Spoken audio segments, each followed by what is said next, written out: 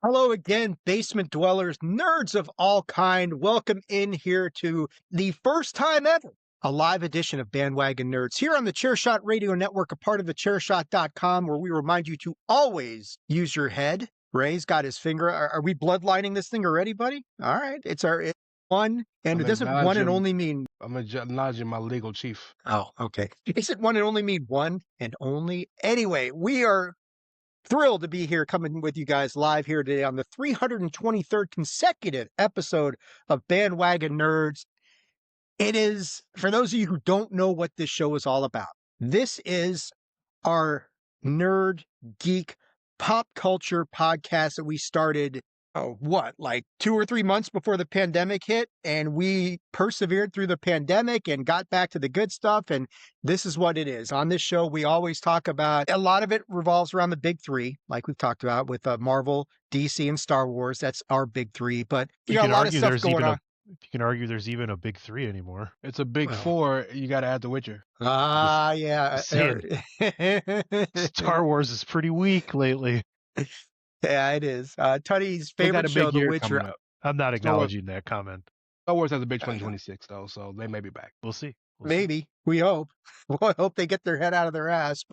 For those of you who are new to the show and don't know anything about this, we hope you stick around here. We got a really good show here today for you guys. We're going to talk a lot of trailers. We're going to break down the Avengers Doomsday X-Men trailer. It's already emotional. You can see him. I mean, he's emotional about this shit already. He is so heartfelt about this episode being live. Ray, how you doing, man? Otherwise, to quote the great modern philosopher Trinidad James, I popped a Molly and I'm sweating. No, I'm joking. I'm drug free. I have eye allergies today. So besides this, whatever very story excited. You people want to believe, story A or story B. Wait a minute. What do you mean, you people? The people that are watching? Okay, that's a good answer. That was a good answer. Yeah, exactly what I meant. That's appropriate.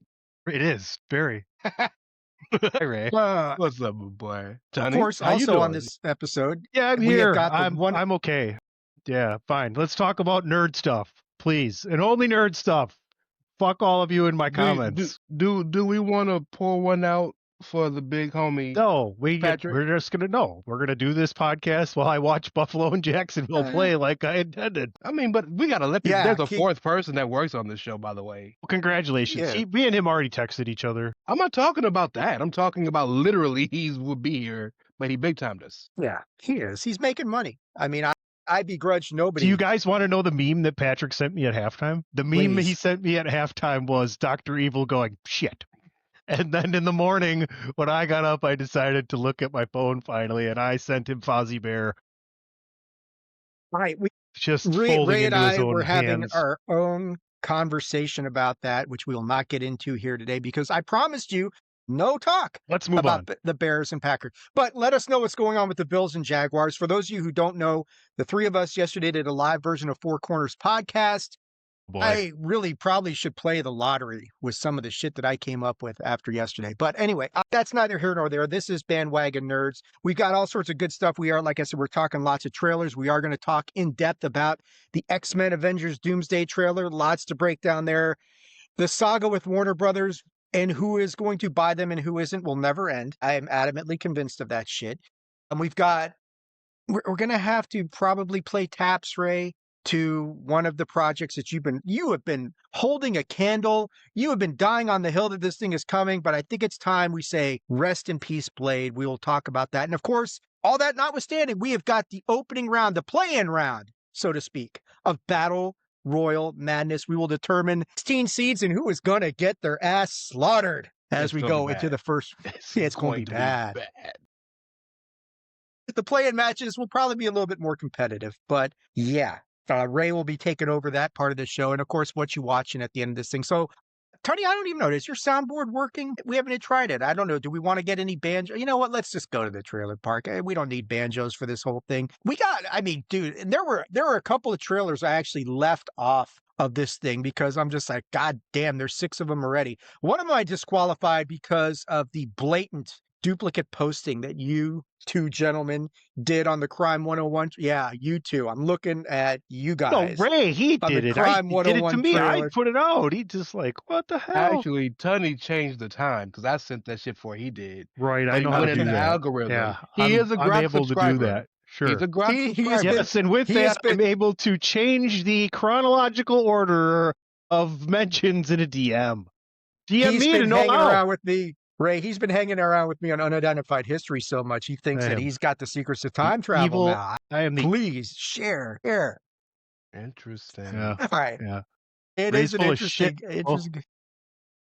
All right, let's talk about our first trailer here today. And, you know, for those of you guys who are watching at home, we don't normally play the trailers. We are going to play one trailer specifically here live today, and you guys can probably figure out which one that's going to be when we get to it. It is the main event, so to speak, of the trailer park. But the first one's coming out November 15th, 2026. A few days from now. Agatha Christie's 7 Dials. Agatha Christie, of course, one of the stalwarts, one of the pillars of mystery thriller sort of, you know, fiction and that sort of thing. We've seen some of her novels adapted into movies and stuff like that, but I don't know if we've ever seen somebody try and take one of her stories and turn it. What is this? This is a miniseries, right? Like a 3-episode miniseries, I think. Yeah. You know, it looks interesting. I mean, I like a good murder mystery as much as anybody. Shout out to Knives Out. That series is fantastic, and I'm almost done with the new movie. It's awesome. I love the boxing priest. He's the man. But Ray, I'll go to you first on this one. You're nodding about this. What do you think of this trailer? Agatha Christie. We've got a brand new little miniseries coming out. I mean, Netflix not going to do theaters, as Christopher Nolan is bitching about. We'll talk about that later. But they will do a miniseries like this. And here's what looks like it might be a good one. 7 Dials. What do you think of this one, Ray? I have a funny Agatha Christie story real fast. So, being the youngest member of this esteemed panel, and also being the most melanated member of said esteemed panel, I thought growing up that old girl from Murder, She Wrote was Agatha Christie. What the hell was Angela Lansbury? Isn't that who that was? I thought that was Agatha Christie. Look it up, Tony. I think it's Angela Lansbury. It's Angela Lansbury who was in Murder, She Wrote. I have to look that up, but okay. So I just thought that would be funny to mention on the show. It looks cool. Netflix needs content. Netflix needs original content. Netflix needs content that you can't get anywhere else. You said yourself, ain't a whole lot of adaptations of Agatha Christie stuff. So this could be interesting. It looks impeccably acted. You don't have Helena Bonham Carter and Martin Freeman in the show, and it's not impeccably acted. I am still a little bit bullish on if it's going to be extremely interesting enough for me to catch. I like a murder mystery too. I don't know enough about what's they looking for. Oh boy, might be dead, he might not. Okay, cool. But just because Agatha Christie isn't enough for me to say, oh, stop what I'm doing, put the reminder on, watch it when it comes out. I will be glad to hear good reviews, and if I hear good reviews, I'll watch it. I love Netflix, so we'll see. Enough. What do you think? Is this on your watch list, or is this your think about it some other time list? Likely not going to be watched. It does look intriguing, though. I mean, if you're into this genre, like Grace said, the cast looks excellent. This is from the 1929 book about the secret society of the Seven Dials, and the mystery involves a practical joke involving 8 alarm clocks that leads to this death, and they have to figure out why all this happened and how the Seven Dials Society is involved. I'm sure it's excellent. I'm sure it's going to get watched. I'm guessing it's easily going to turn into multiple seasons, considering there's, so many books to pull from. So we'll see what happens. This could be hugely successful for Netflix. So you're telling me all they had to do is stop pressing snooze, and nobody does? If what? Stop pressing snooze on the alarm clocks, and nobody does? I had a roommate in college who would always sleep through his alarm, and I mean for hour at a time. One time we had to smash that thing. Yep. I do like Tony what he said there, that Agatha Christie's got a lot of material that they can pull from. So if this works, there's a lot of adaptations they can do with her stuff that would be unique and different, and not just like, hey, let's just take something and adapt it to live action. And no, we're not going to get into that whole debate today, Ray. Cool your jets, brother. The whole live action remake thing that we discussed it privately in the chat. We don't need to You don't want to lose the battle on live air. It's cool. It's not a lose argument. We're not going to lose the battle. How am I going to lose the battle? Because I think my opinion is that Disney does too many of these fucking live action remakes for no reason other than, hey, we can make money, which I guess is a good reason. But I sold all my Disney stock, so I don't care. Anyway, let's move on. We can talk about that some other time. Unlike the first trailer, the second trailer that we had on the list today is something that I think all of us are interested in, because we are predominantly, thechairshot.com is predominantly a pro wrestling network. It is sports, entertainment, and sports entertainment. And moving squarely into that third category of sports entertainment is the trailer that we got for season 2 of Unreal, the Netflix show that takes you behind the scenes in WWE to pull back the curtain, so to speak. And this trailer was really interesting because Paul Heyman comes out right at the beginning and says, look, full disclosure, I hate this fucking show. You guys are breaking kayfabe. You're doing all the things about the secrecy in the business that I hold dear, that the business was built upon. And I'm like, Paul, shut the hell up. You're going to get a check. So I get what he's saying, but it's like, I don't know if I really believe you, Paul. You have a tendency to be a bullshit artist at times, but this one looks like it's centered a lot around the Seth Rollins head fake on the injury, where people were not sure, is this a real injury? Is it not a real injury? It was a fake injury the whole time. And there's a lot of good commentary from Becky talking about how, you have to lie to your friends. This is not a real he's really seriously hurt. Is he really hurt, Becky? Oh, yes, absolutely. He's very hurt. Really? Yeah. Their daughter goes to school and says that daddy has a fake boo-boo and says like, Rue, you can't tell people that. You've got that. I'm sure we're going to get to they'll go behind the scenes as far as the decision to flip John Cena back to babyface, because the heel run was a not cataclysmic failure. It was a failure in certain respects. More on that. Tune in this week. This Friday, we will have part 2 of the 11th annual Swaggy Awards is coming up this week. Big categories there. I've been putting out little shorts and clips. I got one more little clip to put out from part 1 later on today, and then I'm done, because I've gotten, I just do what my studio tells me. My AI manager says, hey, this might work. And I'm like, okay, I'll go with that. But Tony, I'll go to you first, man. Unreal Season 2. I know you and I were big fans of Season 1. I'm thrilled that we're going to get a second season. Peeling back the curtain, going behind the scenes in the machine that is WWE. Massive events that this is covering leading into SummerSlam, with the Seth Rollins fake injury, John Cena turning babyface, and everything that leads into the street fight at SummerSlam. It's a fun little show. I don't live and die for it. I enjoyed it the first time around. I don't know if I'll get to this immediately, but just remember, you're still really only seeing what they want you to see. That's right. They had an interview. It is kayfabe within kayfabe, right? I mean, it is like, there's layers to this shit. Paul Heyman is selling it to you by being Paul Heyman. There was an interview indignant. No, you're not. Seth and Becky were doing, and at some point Seth was like, you got to understand where the filming is and when it is, and if you don't want to be there, then figure it out, right?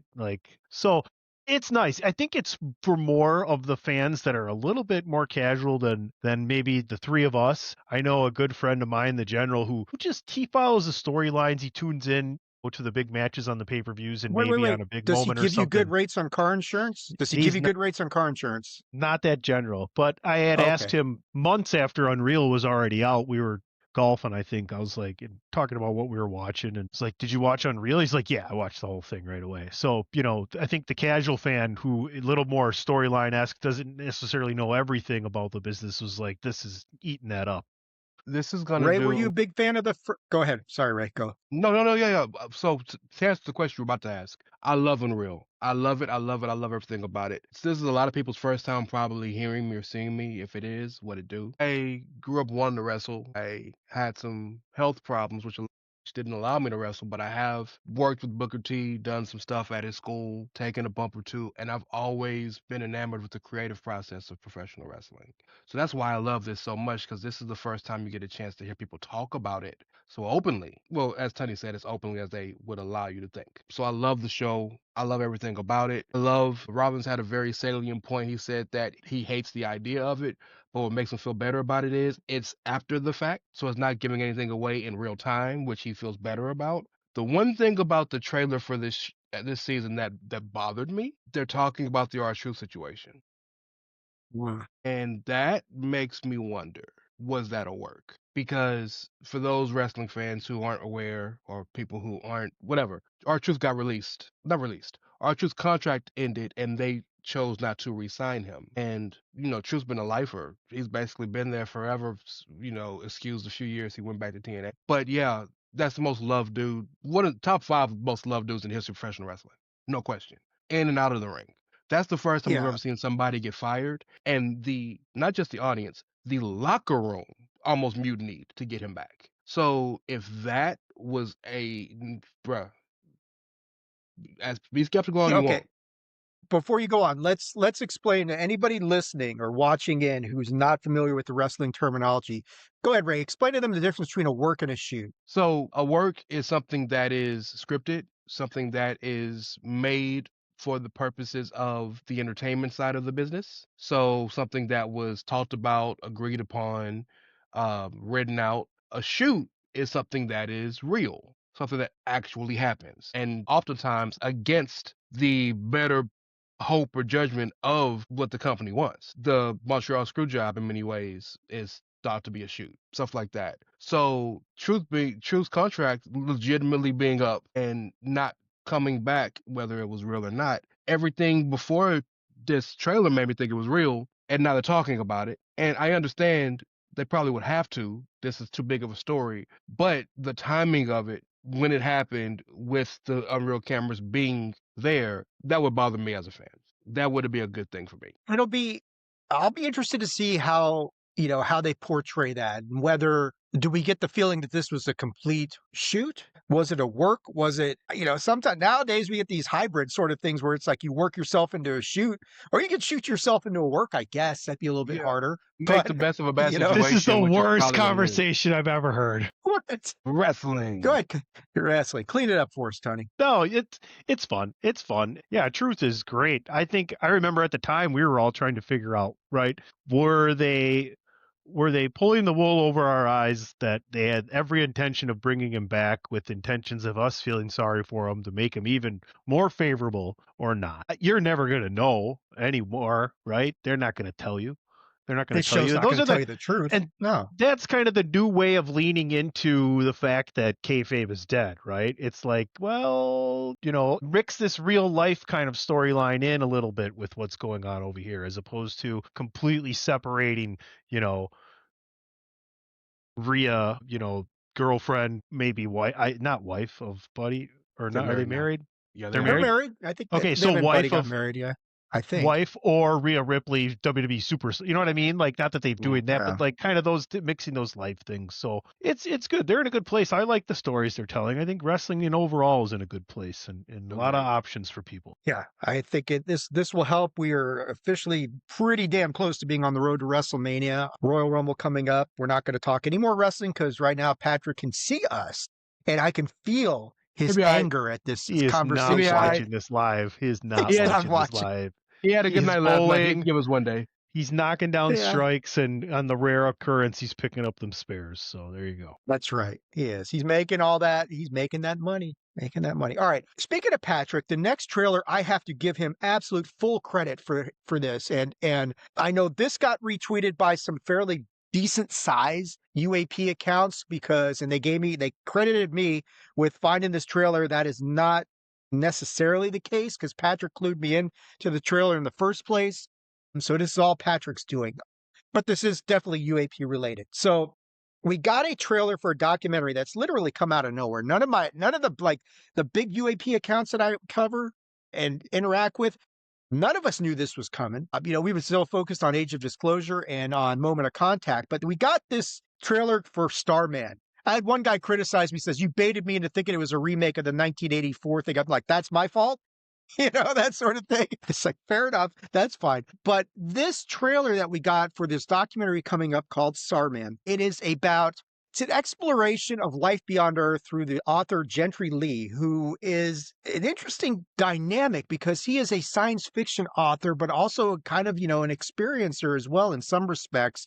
And he's exploring the bigger question in this documentary as to, is there life out there? Or are we alone? The stuff that we always talk about on Unidentified History, the things that we wonder. But it's cool because he's like integrating science fiction and the impact of science fiction, like 2001: A Space Odyssey is on there.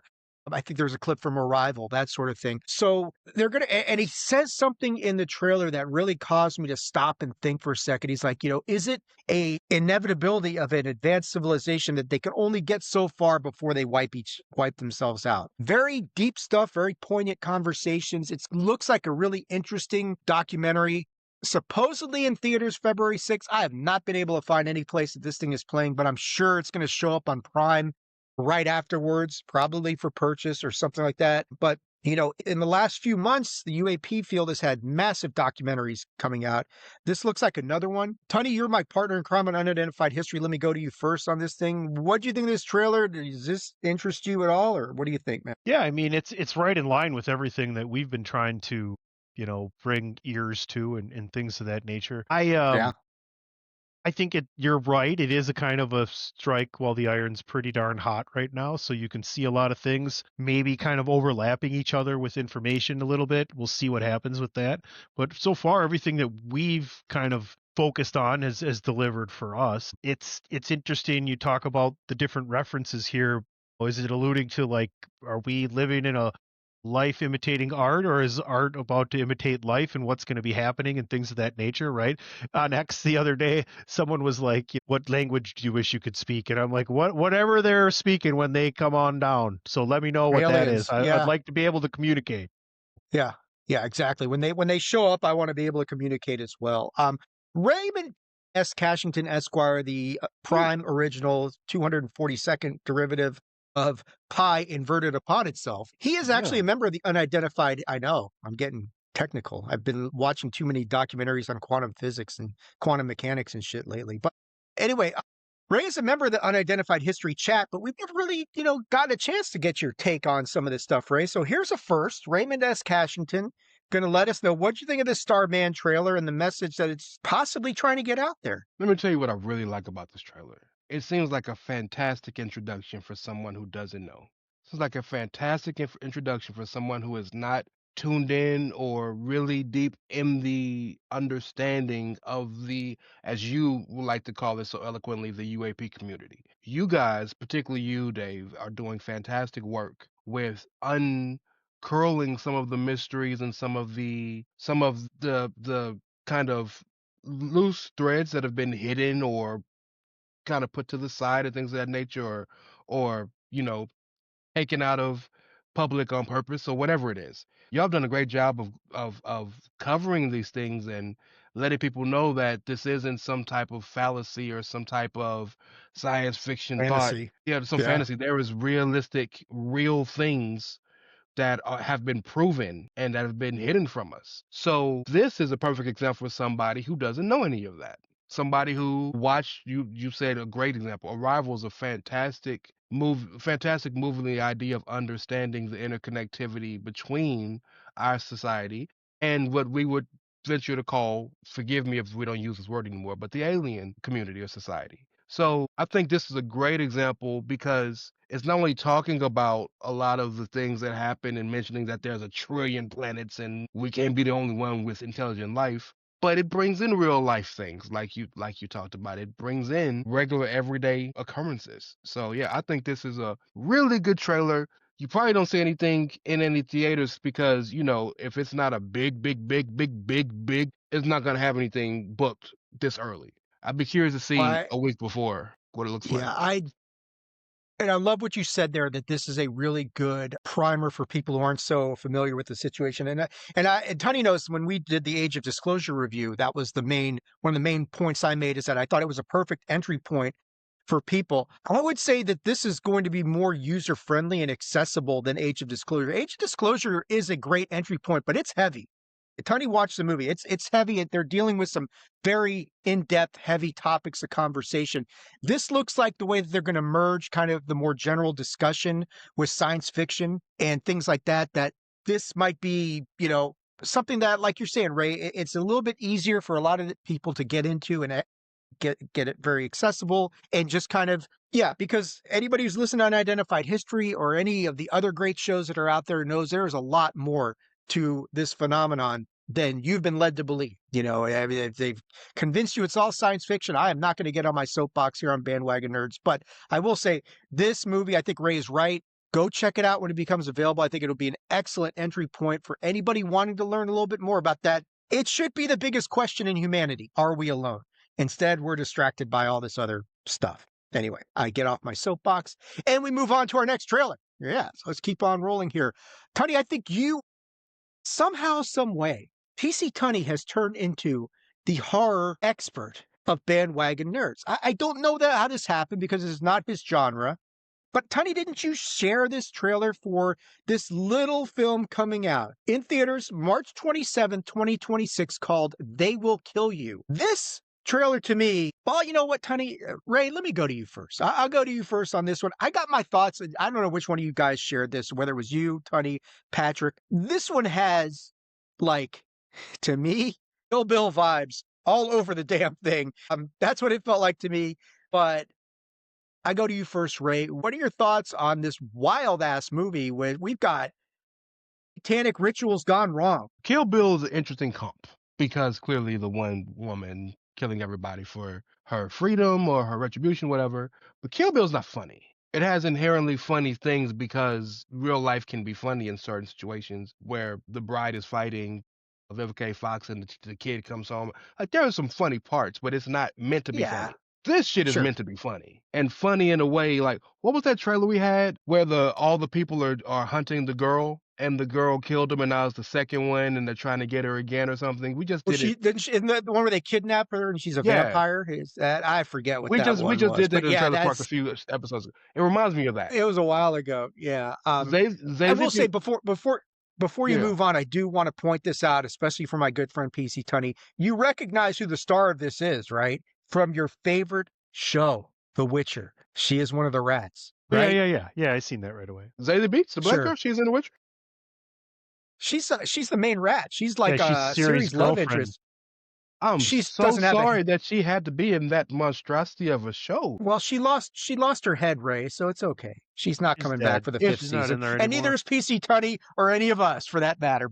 If you didn't watch the modern classic that Tunney calls The Witcher, she also is Domino from the Deadpool movie. Yes. And she is Vern's girlfriend. I can't remember her name. Donald Glover's girlfriend, baby mama on Atlanta. So she's really doing her thing. Looks really, really fun. Trying to give her to Satan. That's interesting. She's definitely didn't want to go to Satan. Nope. She takes it out on everybody in that building. She said everybody else to that motherfucker. Yeah. Yeah. She's just like, who the hell are you? Just beating the hell out of everybody. Tunney, you're the horror fan amongst the three of us. That's kayfabe for you guys at home. That's kayfabe. Or is this trailer? I did not share this trailer. Even though I did share Primate last week. I did not share this trailer. I'm interested to see what Primate's this weekend, right? I bet you it does pretty good at the box office. It's gotten a lot of press. Some good reviews. I did not share this. I did watch the trailer up to the point where they catch her in the closet and she double barrel shotguns that dude and blows him away and then rolls over and has a sickle or something and chops the guy's ankle, chops him down like a tree. That was enough for me. I'm not a horror guy, but for you guys, I'm thrilled you guys are happy about this. Oh, okay. I don't know if I'll check it out either. It does feel like the Kill Bill, the bride, just heavily trained. Where'd you learn how to fight like that? Prison? Really? I don't know if they teach that kind of ninjutsu, Mossad sort of kind of training in your typical prison, but maybe. I don't know. Maybe they do. Maybe I'll check it out. It looks a little too outlandish and over the top. I don't even know if you can qualify this as horror, as just action adventure, slashing people to bits I sort think of thing. doing Plenty of it for the gore. purpose of sacrificing them for Satan help. Yeah, I gotta double check, make sure that I'm thinking of the same girl. I think it is the same girl, right, Tony? The girl from The Witcher is the same one in this trailer. I'm pretty sure it is. But Ray's gonna effort it while we move on to the next trailer. So, all right, moving onward. Tony, I know for a fact you shared this one. Because I was like, when I put it on, I was like, okay, Tony shared this one. Hugh Jackman is back, but not as Wolverine. I know we're talking X-Men. That is coming up next, guys. I promise you. But Hugh Jackman is back, but not as Wolverine. We got a movie coming from A24. So if it's coming from A24, chances are it's going to be awesome. We don't know when this is coming out, but it's coming soon. It's an A24 movie, The Death of Robin Hood. Robin Hood's kind of a grizzled veteran in this trailer. He's an older dude. Speaking of somebody wronging a girl and chasing her around, that seems to be the big focus of this trailer. And Robin Hood takes it out on some people with arrows to the eye and other body parts, I'm sure. Tony, you shared this one. Different role for Hugh Jackman, but it's different, but it's like there's still, you kind of feel that little bit of that Wolverine sort of thing going on in this trailer, but you shared this. What about this appeals to you? And give it to us. Well, we always talk about telling a different story, right? This is Robin Hood, but you don't hear about like the end of his days. It sounds like he had a final battle and was left for dead, and someone saved him against his will, and now he's in this village, and seems like this family has been enduring some horrible things, and he's going to teach them how to fight back. That's kind of what I got from it. It's very somber mood and setting, but that Robin Hood tale is familiar to a lot of people, and this is just a different part of that tale. So I'm interested. I doubt I'll get to the theater for this, but I'd like to check it out. Hugh Jackman, is so good in everything he does. Ray, what'd you think of this one, man? This looks like it might be fun. Old Man Logan in England. Yeah, I'm like looking at this thing. I don't think that this is the same gal. They look It's not. alike. She wasn't Yeah, in the movie. Zazie Beetz. She's okay. Yeah, she look all right. I retract that, man. They look alike. Tony, don't they look like the same chick? I don't know what But- you're talking about, Dave. You watch The Witcher season 4. You stop it, or I'll start lobbying for season 5 to be reinstated, man. But go ahead, Ray. Sorry, I didn't mean to cut you off there. I just wanted to correct that for anybody listening. It's like Zazie Beetz is not in The Witcher. Thank God for her, right, Ray? Hey, she's winning. She's winning if she wasn't in it. No, it's Old Man Logan, and something that had happened to old boy for him to get that vicious and that brutal, because Robin Hood was always a bit whimsical, and yeah, he did what he had to do, but he wasn't out here like chopping motherfuckers' heads off and shit. It depends on what Robin Hood stories you actually read or have seen in the theaters too. I mean, like Kevin Costner's Robin Hood is pretty gritty. He's not all out there singing songs. I mean, not everything's Robin Hood men in tights. It's not. Yeah, I was gonna say that No, it's not all right. men in tights, man. Right, but Robin Hood is an archer. He wasn't really in any iteration, a big hand-to-hand combat kind of guy. He was kind of a stealth, get in, get out. I'm not saying he ain't kill people. This dude out here, you know what I'm talking about? This is Robin Hood Vereen. Yeah, there you go. Hey, that's a good thing about Robin Hood, though, is there's so much to his character that, and no one knows for sure. There is no there is no set in stone canon as far as Robin Hood. We know he's deadly with a bow and arrow. That much is given. But the rest of it, you can kind of fill in the gaps on your own there, make it up as you go along. This is another, like Tony said, another side of the Robin Hood story, maybe a side that we haven't seen. But you're right, Ray, this has that Old Man Logan X-23 sort of feel to it. It looks really good. A24 is the Carmelo Hayes of cinematography. They don't miss, They him.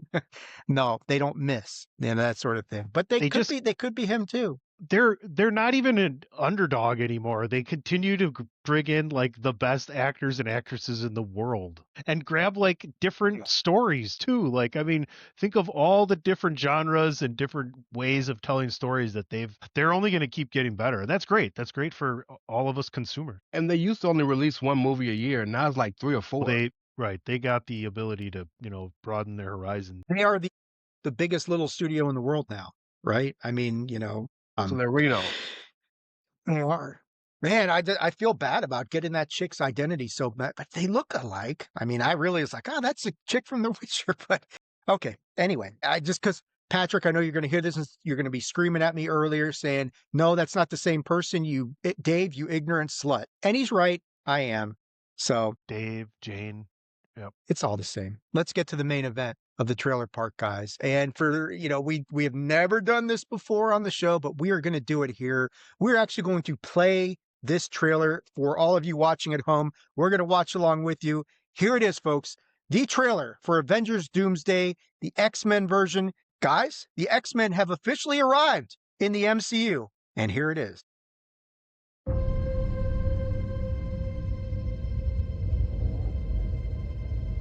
Death comes for us all. That's all I know for sure. The question isn't, are you prepared to die? The question is, who will you be when you close your eyes?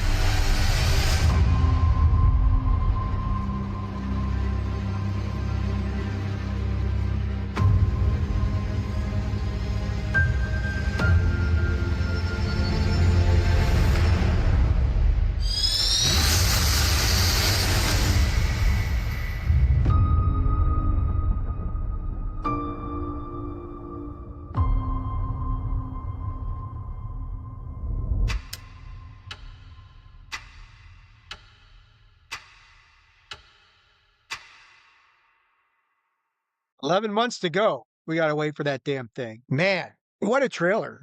I mean, it's just a little tease of something, but clearly the most impactful, I would say, of the Avengers Doomsday trailers that we've gotten so far, because it officially introduces the X-Men, and not just any X-Men, motherfucking Cyclops, man. Cyclops in all of his glory, not the guy who, got wiped out by this bullshit version of Dark Phoenix on a lakefront somewhere in Saskatchewan. I don't even give a shit anymore. I'm so pissed off about that movie.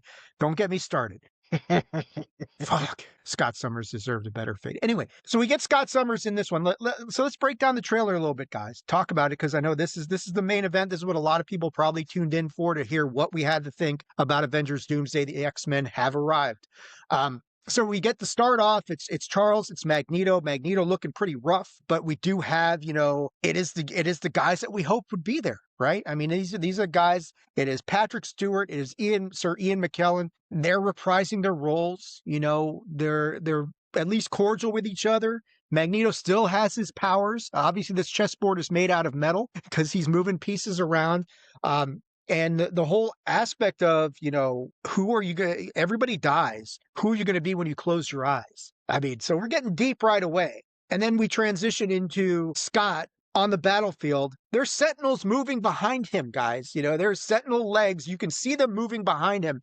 He removes the visor. And anybody knows anything about the X-Men knows that shit gets real when Scott takes off that optical visor, and those blasts are going without any sort of inhibition, full strength. Boom, man. We've been speculating about what the X-Men might look like in the MCU. This is the first real look, that we get proper, not the Illuminati, not some parallel dimension where you kind of, you get to see Beast, that sort of thing. But this is official, guys. This is as big as it gets. The X-Men have officially arrived in the MCU. Yes, we have to wait 11 months to get there to see it officially break down on all of its glory.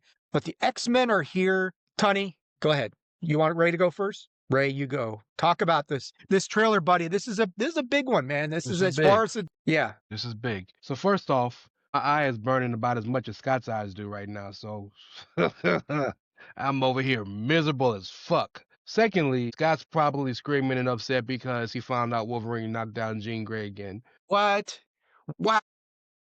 Thirdly, wow. Yeah, Gene. It's like it'd be better if it'd be better if it was William Shatner saying "Khan," but it's all right. It gave us just enough, because they really didn't give a shit, and that's the beauty of these trailers. They're not giving us a damn thing, but it's enough for us to see them active, and for that nostalgia factor to say, "Oh, that makes us interesting until we get the proper one when whoever plays in the Super Bowl, because nobody cares anymore about that damn I game. don't care. I'm sorry, whoever plays at the Bad Bunny concert featuring 2 football teams. Then we'll actually get maybe some real shit. The next trailer is the Wakandans and the Fantastic Four and Talokan, so Namor and his group. So like they're really getting into some shit. But it's important to know the X-Men are here. It's important to see them. And you touched on something that's very important. The 2 people that people have always wanted to see get done right or see it all were Gambit, who was done, I think, excellently in Deadpool Wolverine. As good as you can really do him. And they wanted to see badass Cyclops. The best Cyclops I think we've ever seen in any form of media was in X-Men 97. Because that's Scott, an asshole who's one of the most tactical leaders you'll ever see on a battlefield, but really is a piece of shit, except to everybody except for Jean. And they played that perfect. I like that Marsden is getting the chance to really play the role better and the way he wants to. And let me say this, and then I'm gonna give it to Tony. People are geeked about him being in this comic accurate suit. Those of you who are listening, I want you to come close to the screen and turn your audio devices up. I don't give a periwinkle blue fuck about the comic accurate suits. I don't give a That was rude. teal, It's kind of rude. a chartreuse, He's like, I don't give a fuck. a robin's egg blue fuck. Could give a fuck from a distance or not. I mean, You Ray, know what? just stop adding adjectives, man. Just keep it as I don't give a fuck. Okay. I need you to understand the veracity of what I'm trying to say. If it makes you happy, great. I feel gives your a- hatred. I think it is the dumbest thing to expect a grown-ass man in 2026 who might have superpowers that were given to him by God, Cthulhu, Satan, whatever, Norman Osborn, whoever the fuck gave it to him, Satan? to walk around in a blue cat suit with yellow accoutrements and then really look out here looking like he can fight. What are you doing? So if you're happy, legitimately, I'm not mad if you're happy. I'm mad at the people that bitched about it for 25 years. You got it. Good. I'm off my soapbox. Nostalgia sells tickets. Look how people lost their mind when Wolverine showed up in the And X-Men I hated outfit. that too, my boy. I hated that too. I thought that was dumb as fuck too. What's even more dumb is this. Hey. The helmet has the helmet or the cowl has the ears, right? Bruce Wayne doesn't have cowlicks in his head. Those are ears on the suit. Why my boy Logan gotta have the Eddie Munsters? Like, dog, it's okay. You can have a fade, bro. You can have a buzz cut. Get a crew cut. Go get a haircut, my boy. Go get a shape up. Get an edge up. Get a what? I'm not white. What is it? Y'all get a 5 or 4? What is it? A 4 on the top and a 2 on the bottom? As long as it's not a 6'7", Ray. As long as it's not a 6'7", He got I a don't give 20 in the corners, so he can fit. All right. Ow. I'm done. I'm sorry. I'm finished. Connie, clean this mess up, please. Ray just Gee, dropped the thanks. bomb. I appreciate He dropped that. the bomb, man. Where's that song, man? He dropped the bomb think on it me. looks great. I definitely can't wait to see this. No, I'm excited to see how they're going to incorporate in, Rex and Magneto, and how in what course of the movie we're going to have them. Like, obviously we're not going to be seeing anything that's physical or of that nature, but the mental things and the struggles that they'll have, they have to be involved in some case. And obviously, we have Cyclops in some kind of peril, in some kind of battle. You touched on the fact that James Marsden is getting to continue to play this character. I'm glad too. I think I really like the way he portrays Cyclops, especially as a superhero. So we'll see. I'm more interested to talk about the next thing we're going to talk about, but I want Dave to be able to comment on what we just saw as well. And I want to ask you one quick question while you're talking about it. Do you think we see Fassbender and McAvoy In a trailer? No. No, in the movie. I don't think so. No. I don't. I mean, here's the thing, though, and this kind of ties into me talking about this, is that the Sentinels' involvement raises the possibility of Days of Future Past and all that kind of shit that's going on. So, and it certainly looks like one of the battlefield scenes that we are familiar with. Anybody who's watched Days of Future Past, read Days of Future Past, all that stuff knows kind of what's going on. So this looks like it's plucked straight from there. That doesn't necessarily mean anything, because we know Marvel does not stick strictly to source material. They incorporate it, but they deviate when they think that the need dictates. So, yeah, I don't know. I mean, the Sentinels' involvement because that's what's going on behind Scott. There's no doubt about that. That part we know for sure. Raises some questions as to where are we in the Avengers timeline? Is Doom interfering in the Days of Future Past timeline? Or is it all going back to this notion that this is all about incursions? These are about different worlds colliding with each other. Is that what's happening here? Don't know. I don't know. But it looks like it's going to be awesome. I mean, I am beyond over the moon, absolutely thrilled. I can't tell you guys how thrilled I am that the X-Men are finally here, man. I mean, that is just because, a couple weeks ago, Patrick had asked the question of us, well, how would you have changed the MCU? I said, I would have gone straight for X-Men. Fuck all this Avengers stuff, the Young Avengers. Great, fine, bring them in later. I would have gone straight to X-Men. That's my opinion. I know you, Tony, you want to talk about the next topic, which is the rumored runtime of this movie, which I cannot imagine this is true, but it could be. But we've seen at least one post talking that this movie has a 3 hour and 45-minute runtime. That can't be right. And then there's a little part of me that says that could be right, because we don't have the build to this movie that we had with Infinity War and Endgame, right? We don't have 20 movies that have come before this. We have a lot of other movies that didn't quite fit in with the overall story that they're trying to tell, or so we think. Now, if the Russo brothers can pull all of phase fucking 4 and 5 and 6 together in one movie and make it make sense, you guys are legends. You guys are the greatest things since sliced bread and then beyond. I don't know if they can.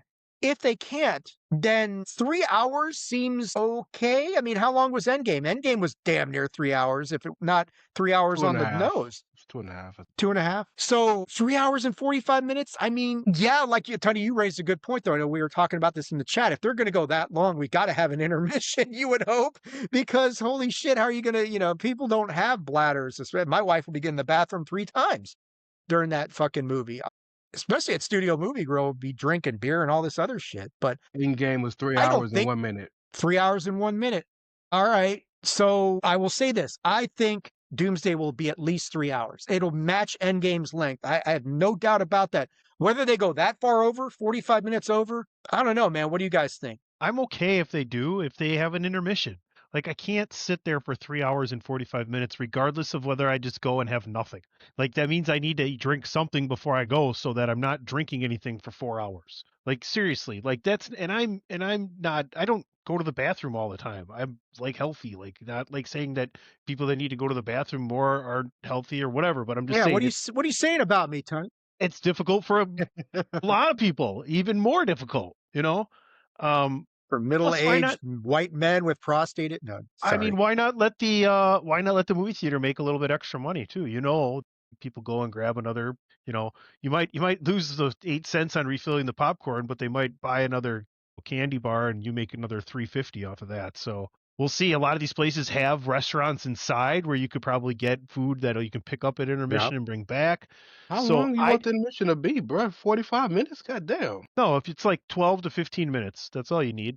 They're set and ready for this. You order ahead of time. They know when it's going to be. They know when the movie starts. They know when the intermission starts. Like, they'd be happy to do all this stuff. Like, I mean, otherwise, if there's no intermission, this can't be more than 3 hours. Like, that's like, we've sat through a bunch of these movies already, and it's just way too long. Like, a movie shouldn't be more than 2.5 hours, if that. I know Infinity War was 2 hours 29 minutes, but yeah, this is probably going to be like 3:15. You're not going to get an intermission, which sucks. What's honestly, the big theater chain out where you are? What's the theater chain out where you are called? The big ones with the in theater food and all that sort of stuff. Well, we have AMC. We have AMC's. We have Marcus Theaters, which also is like. So we have. And there's like a tavern movie theater too, where they bring drinks and stuff. But like the one I go to, the one that Dan and I go to has they do they have a Screen X, they do 3D, and they also have a Zaffiro's pizza. So like you can get all the Italian and like Italian desserts and then wine and alcohol from there. So plus they do chicken tenders and burgers and hot dogs and shit. So arcade by us too. Out here we have Studio Movie Grill, which you just sit at your sin. So you just order meals, they bring it to you, but you still gotta go to the bathroom. They can't bring the bathroom to you. So I think I want to hear where Ray goes, but I want to say this before, and then I'm kind of done here with the whole time about it. if this is over 3 hours, like it's really long and there's no intermission and it's available right away to buy and watch at home somewhere, I'm just going to do that. I don't need to be sitting at a theater for more than 3.5 hours. That's ridiculous. You hear that, I Patrick? think this will have at least a month to 6 weeks run theater exclusive. That's my best Probably. guess. Yeah, so I'll go. Ray- It'll be in Ray- 3D. I'll pee in a Longer cup. than I don't that. know. Don't Yeah. look Longer at it. than that. We're going to make you talk about it that weekend. Stadium, so, pal? Ray, where do you go to watch the movies? And yeah, I mean, we're obviously all going to the theaters to see this opening night or opening weekend. My fancy theaters I go is Regal Cinemas. Those are my nicer ones down here. AMC, Cinemark. If I just want to go catch a movie, there's a Cinemark 5 minutes from my house. You know how we buy WrestleMania tickets now? They have 2 days, and you buy one get the pair, so you get the same seat Saturday and Sunday. Two-day pass sort of thing, right? Just do that shit. Do that shit. Sell it a weekend. The first half you come see it at 2:00 on Saturday, and then you come back to see the second half 2:00 on Sunday. If you're gonna have a 4-hour damn movie, because 4 hours is a lot, bruh. It's a lot. My God, what if you bring your kids? God, I mean, This isn't an AEW pay-per-view, for God's sake. Jesus. Well, no, add a couple extra hours on that as AEW, my boy. That shit, they run all got. Tony Khan, he takes he rents the venue for a week, damn near, for one night, because they be in that bitch so long. If this is longer than 2.5 hours, then give me the 3 hour and 45-minute version with a 15-minute break after 2 hours. Agreed. Seriously, if you have to pick between those two, and they're gonna screw us with right in the middle. You're gonna have to go watch another 3 hour and 4 minute, 3 hour and 1 minute, 3 hour and 7 minute movie, and you're gonna get 25 minutes of previews, not 15, because everybody's going to this one. So you're basically gonna have to sit there for over 4 hours, 3.5 hours, at least. Meanwhile, for those of you who care, Jacksonville just took the lead on Buffalo. Whew. Yeah, he's very happy about that. And your nephew isn't. All right. No, he's not. Anyway, we've reached the end of our first half of the show. We're going to take our first commercial break, at least on the official recording. You guys watching live, you're not going to know it. But I will say this, Tony, before we do cut out of here, let people know where can they get their hands on some of that cool chair shot merch, because there's a lot of it out there. ProWrestlingTees.com/thechairshot. Check it out.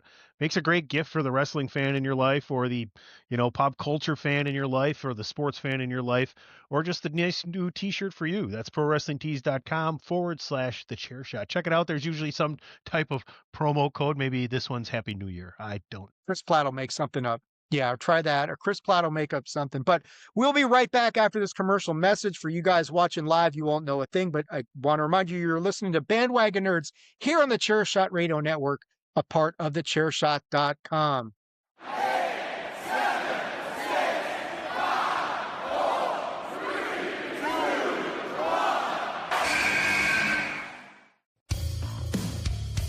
This is your boy Kenny Killer telling you to make sure you check out thechairshot.com, bringing you breaking news, interviews, podcasts galore, everything pro wrestling. Make sure you check it out, thechairshot.com.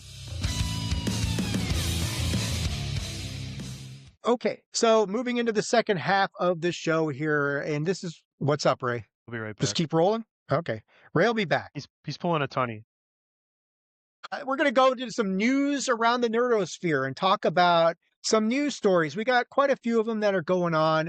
We'll break this up into two parts as well. The first stuff we're going to talk about is, Tony, will this shit with Warner Brothers ever end? I don't think this will ever end. This week, as the Warner Brothers turns, we had Paramount making their, count this at home, kids, their 8th attempt. 8 times? Yes, 8 times. Not 37 times, but just 8 times to their 8th time attempting to buy Warner Brothers. And for the 8th time now, Warner Brothers has told Paramount, fuck off. This is not as good a deal as Netflix is giving us. Leave us alone. Paramount's not going away, Tony. Now they're like telling people that this is going to be terrible for the industry. They're telling industry insiders. They aren't going so far as to claim antitrust or monopolistic violations, but boy, there's a lot of bitching and pissing and moaning about. It's like she's not that into you. It's kind of like that. She's not into you. They don't care. They don't want your deal. If you were longtime listener of the show, or even just, recently listener of the show, how I love discussing millionaires and billionaires arguing over bullshit. Yes. It pretty much has zero effect on me because I have to have every super duper subscription in the world anyway, unfortunately, to watch all the stuff we need. NFL is one of those things. Inevitably, this is going to lead to court, isn't it, Dave? You're the lawyer. I mean, it doesn't feel like we're going that way, especially if they don't persist. And I mean, what's the end game here? Because we can all see how Netflix is a more stable landing point, things of that nature. There's so many positives. I understand that the dollar amount may not be the same. End up in court. Don't see Paramount going down the antitrust route, because that's a dead end and a loser. So then where do we go from there? Like, that would have been their main attack in court, wouldn't it have been? Well, they could try and sue based on tortious interference with contracts. It's a real narrow sort of cause of action that you see in civil cases sometimes, where, in a nutshell, one party's claiming that another party has improperly, or in legal terminology, tortiously interfered with business contracts or a contract relation or something like that. So could Paramount sue Netflix claiming tortious interference with business relations without getting too deep into the legalities of it, because no one here cares. And people listening don't care. Could they? They could. Their prospects for success, the problem is Paramount's got their own skeletons in the closet, and I forget, who is it? Ellison? Is that the owner of Paramount? So he's got his own issues. Warner Brothers knows this. They don't want anything to do with all that shit. It's a bad stigma and a bad stain attached to that, whereas Netflix is coming in here. It's like, we got all this money to spend. Our empire, our network, our stake in everything is growing exponentially. Come with us. And Warner Brothers is like, sounds good to me. And you don't have all this bullshit chasing after you like Mr. Ellison does. So could Paramount push this to court? Yes, they could. I don't think it will go very well for them, because there's a lot of reasons why Warner Brothers is going with Netflix rather than Paramount. None of the stuff that I've heard so far screams to me interference with business relationship or interference with prospective business relationships such that it would be actionable as a civil cause of action. That doesn't mean they can't do it, because people do that shit all the time. You got a tenuous legal position, sue. Okay. That sort of thing. So that's even the legal. More of each other's money, by the way, than doing it. Like, you're billionaires, mega corporations hissing away money. Yeah, you'd almost be bleeding the entity you're trying to attain. Let's say you're successful. Say they're successful in what this. A relationship. But even if they're successful, if you're going down this path that I'm talking about, interference with tortious relationship, that doesn't get you the contract with Warner Brothers. It doesn't compel Warner Brothers to sell to you. It compels Netflix to pay Paramount damages for interference with a business relationship, but it doesn't undo the deal, as far as I know. Maybe there's a way to maybe there's an extraordinary remedy they can claim forcing the sale to them. I don't think so. I don't think it works that way. It's not my exact area of practice, but could Netflix owe Paramount quite a bit of money? Sure. If it's found that they actually actively interfered with this thing to the detriment of Paramount and they got this contract through nefarious means or whatever the case is, yes, but it's not going to get Warner Brothers onto Paramount. It's just not going to happen. My thought on this thing. Ray, what do you think about this whole stupidity? I think it's stupid. I think it's ridiculous. There was never any deal that they had. If there was a deal that they had agreed upon between Paramount and Warner Brothers, okay, cool. If there was an understanding that that was your property to acquire, okay, cool. If Netflix, like you said, did something nefarious and went behind somebody's back or leveraged somebody to make this, okay, cool. Warner Brothers don't have to sell to anybody they don't want to. They have the choice. And yes, Paramount may be offering a little bit more in totality, but Warner Brothers is offering them more for the properties that they want. Because Paramount's trying to buy all of it, and Warner Brothers just wants the Max and the movie studios. So like, they still making out more. They got the right to, if I want to sell my house, and Tony wants to buy my house, and Dave wants to buy my house. And I'm like, they both give me their offers. So I say, I appreciate you, Tony. I'm going to sell it to Dave. Tony, too bad, so sad. You lost out on the fucking house. Get over it, bruh. What we doing? He's going to come back 7 more times and make you a slightly different offer. That's different than mine, but for whatever reason, because I threw in season tickets to the Ravens under the, and Tony doesn't know about that. I mean, these things happen. Get out. That's John Voight's shirt. I heard you're accepting interesting trades. It's not all roses and harmony and peaches, though, with this Netflix purchase of Warner Brothers, because at least one fairly notable director, one of our favorites, has basically said, I ain't working with Netflix. And that is the one and only Christopher Nolan. Those of us who know him from The Dark Knight, that sort of thing. So Christopher Nolan has come out and said, this will probably be the end of my run with the WB and the stuff that I'm doing here because I won't work with Netflix. Because he just doesn't agree with Netflix's model, especially their take on theaters and that sort of thing, how they do that sort of stuff. So, yeah, I mean, there are going to be people, I think about directors out there who are probably, what do you got here, Ray? You got your whiteboard? Liar. Think so. I'm not lying, Ray. I think he'd be better off in trying Christopher to. Nolan. I think Christopher Nolan would be better off trying to persuade Netflix to let experienced people like him and other projects that are worth it get a necessary movie run that they want and kind of change that rule in there. I don't know. It's going to be hard pressed, though. You talk about the immense success of Netflix and, the continual rise they're still on. So if they try and tell them they're doing anything wrong. If they offered that man a 3-year, if they offered that man a 3-movie, $100 million deal, you tell me he's gonna be like, nah, son, I don't want it. They'd have to promise so much runtime as well in the theaters, right? They don't have to promise shit. Here's the money. That's what he would want, though. That's what he would want.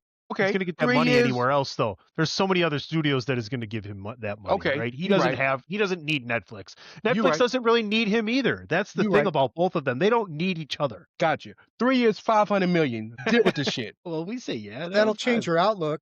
That'll change your outlook. Million. I look at Nolan and I look at, I think of some of these other art house sort of guys like Villeneuve is one of the guys who comes to mind, the guy director for Dune and that sort of thing.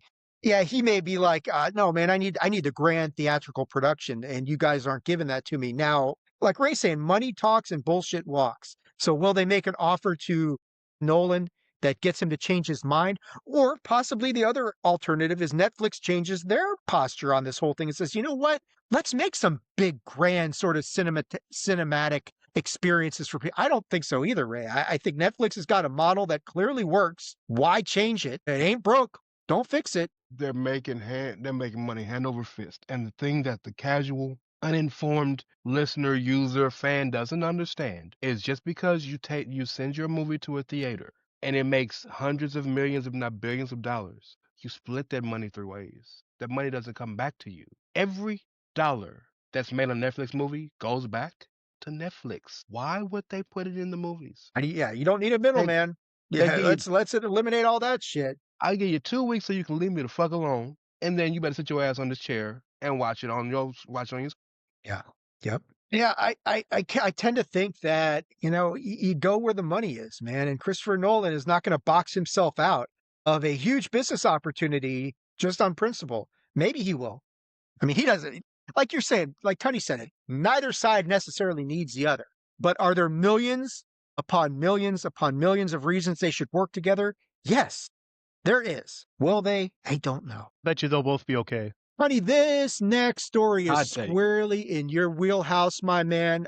This is one that, we saw it earlier in the week. And so CES was going on this week. And I know one of my friends on X, shout out to Joe Mercer, UFO Joe. I know he was doing some work over in Vegas for CES. They revealed something for the Lego fans out there, which is PC Tunney. It is DPP. It is Patrick O'Dowd. It is the little O'Dowd. Explain this to me. What the hell has Lego unleashed upon the earth, Tunney? Smart brick technology? Please enlighten me. What is this Lego smart brick technology? And why should Lego fans, I'll say shout outs to some other people. Dylan Borland, one of the whistleblowers from the UAP hearing in September. I know he's a big Lego fan. If you're listening, Dylan, shout out to you. You might want to listen to this. This is pretty cool. Tunney, smart brick technology. What is going on in Legoland? Not the one in California. Let me run down the 3 immediate releases, the first releases with this technology, and they're all Star Wars related, okay? The first one is $69. It's the Star Wars Smart Play. That's what they're calling these. It's Darth Vader's TIE Fighter. It's 473 pieces, which is which is plenty of pieces. That's probably as many pieces as like a Lego helmet. So I don't know if you were watching Four Corners yesterday. If you go back and watch that video, looking above my right shoulder, I was actually sitting in a possible new studio spot, and I had some of the Lego helmets up there. So check those out. Those are pretty sweet. But this is an actual nice size TIE fighter. The next one is $89. Also the Smart Play we talked about. It's Luke Skywalker's Red 5 X-Wing. Okay, so that's 584 pieces. So that's going to probably be just a few more pieces, might be a little bit bigger, maybe a little more intricate. The TIE fighters are a little bit smaller if you think about the size of the width of an X-Wing, likely a little wider. You know what? I'm not wearing my fucking Star Wars hoodie today that has the X-Wing on it, which is ridiculous. I'm wearing my Marvel group today instead. But this one looks pretty cool. It's going to have, they all include a smart brick, a smart minifigure, and a tag. And we'll get into that in a second. And then lastly, the biggest of the sets is going to be 962 pieces. It's a throne room duel and A-Wing, a building set. So you're going to have a couple different things there. Luke Skywalker, Palpatine, Vader. You got 5 smart tags with that one that come with it. So now these bricks and tags have microchips in them. And I'm guessing that they understand how they're being built upon and can either feel that, or I'm betting you there's an app and you can program with it. I read the article. I didn't find any more than that. I think it'd be really cool if you could have an app that would control your smart tags, because there are microchips. Maybe if they caught like a Wi-Fi signal or something, that might be a little bit too much to ask. But as far as the microchip technology, I'm feeling like that chip has censorship on how it's being connected to, and it's going to allow you to use it and blink in certain ways on different ships. Sounds like a really cool thing like that. So we'll see. It's new technology. It looks fun. It's not overly priced either. Like these sets and the number of pieces in these sets is pretty applicable to about the amount you're going to spend on a set of similar size and nature right now. So good on Lego for coming up with something new and not like charging an exorbitant amount for a set about the same number of pieces. Well, explain to people like me who I'm just no good at Legos. It's too advanced for my feeble mind. What is the smart brick technology? How does it set apart from just the standard Lego stuff? I mean, these are going to be able to like blink or make noise, or you're going to be able to change what they can do. Like one will snore on a certain set, and then the other one makes like a helicopter sound. And I think some of them, they already have the light flashing technology, but this is going to incorporate even more action with it, sound, and I think light as well at the same time. So it's a good read. I didn't catch all the technology on it, but I will bet you dollars to donuts I'll have a nice review. With DP and I, we're probably going to get at least one of these just to check out how cool it is. Probably go with the cheapest one first. Yeah, that's going to be cool. I hopefully you guys cover it on DWI, because I'd love to hear DP, Definitely. the man who owns the Thunderdome. And we're going to talk Lego, my latest Lego purchase. We'll get DP on. We'll have a Lego episode for DWI and make sure we tag everybody and promote it here on Bandwagon Nerds, where we go through the immense museum that DP has. Okay, it's just phenomenal. I mainly collect the Lego. I tried to get him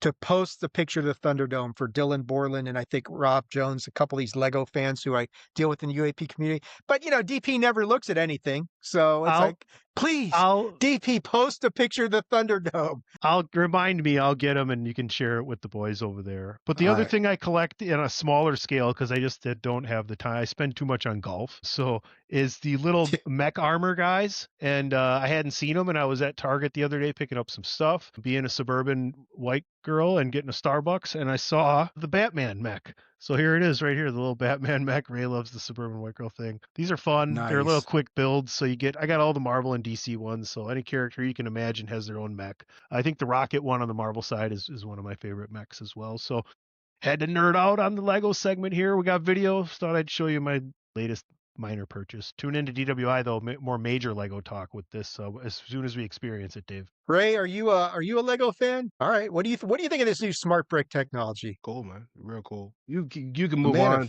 I'm struggling here, so go ahead. A man of few words. I like it, Ray. I like it. But Ray, I'm not going to let you off the hook on this next story, buddy. Yeah, for sure. Because this is all you, baby.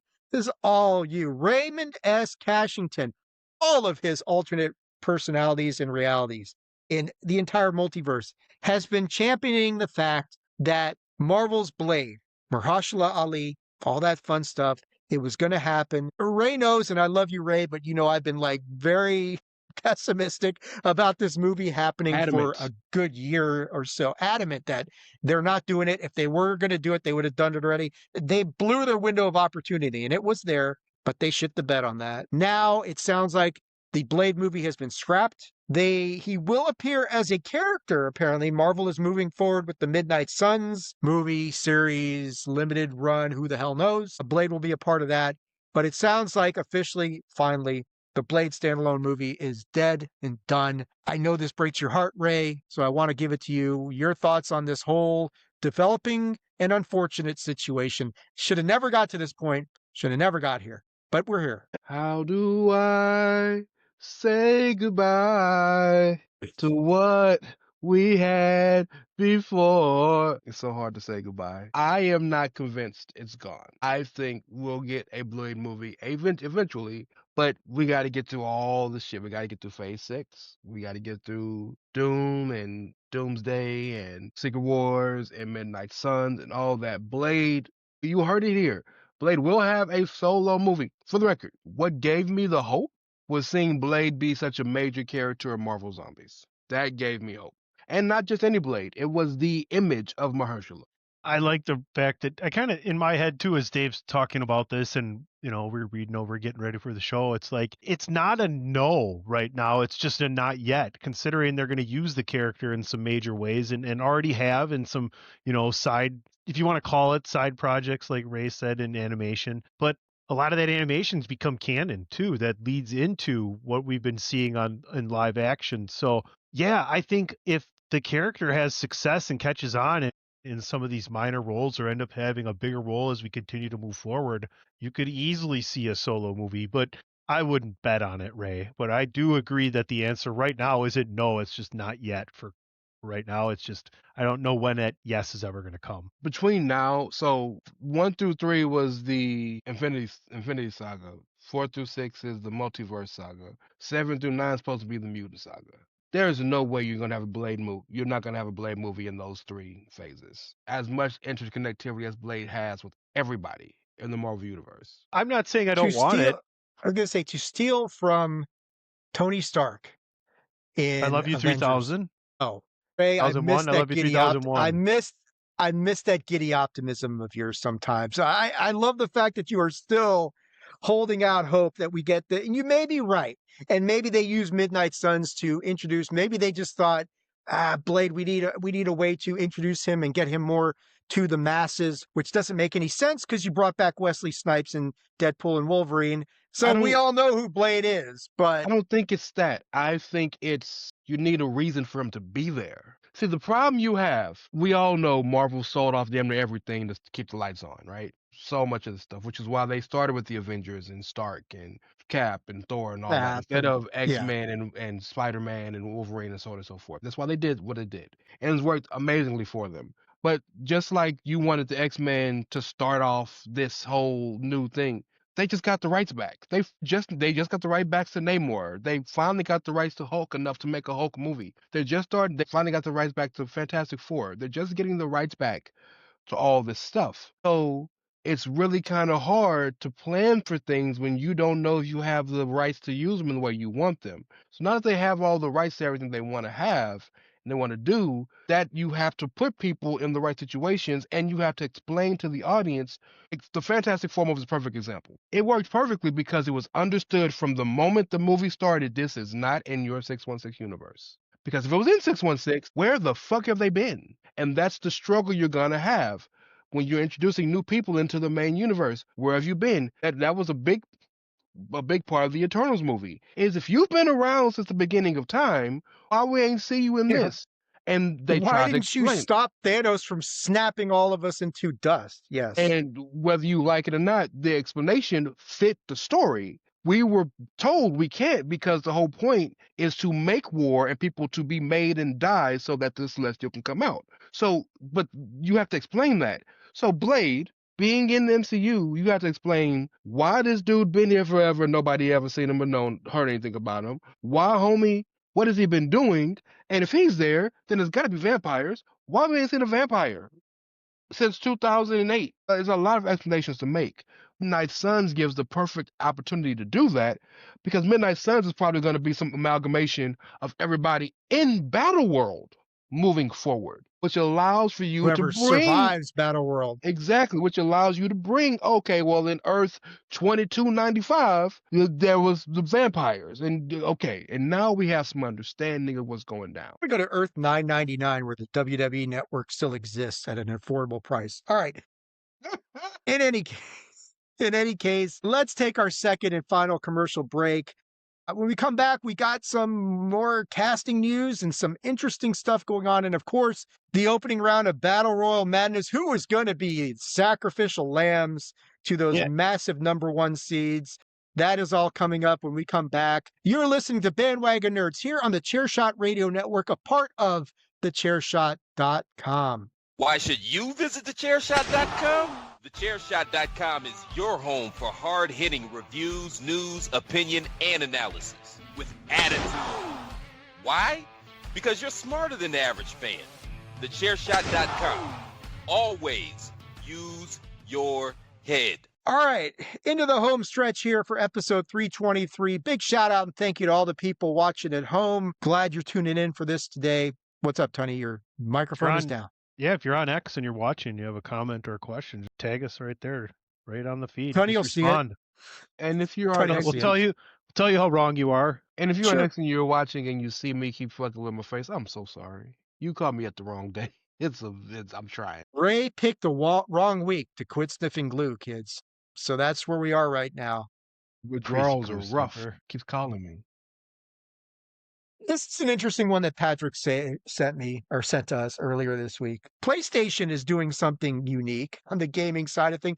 A lot of us, especially people like me, who are at the age that I'm at right now, I still love video games, love playing them. I don't want to spend 3 hours trying to figure out a fucking puzzle that I'm stuck on, or 3 days trying to figure out how to beat a boss. So I am not one of these guys who is against going to like GameFAQs, GameFAQs.com, shout out to them, and looking at a walkthrough, or downloading a walkthrough and kind of saying, okay, how do I solve this puzzle? Where's the hidden room at? Where I can find this missing clue?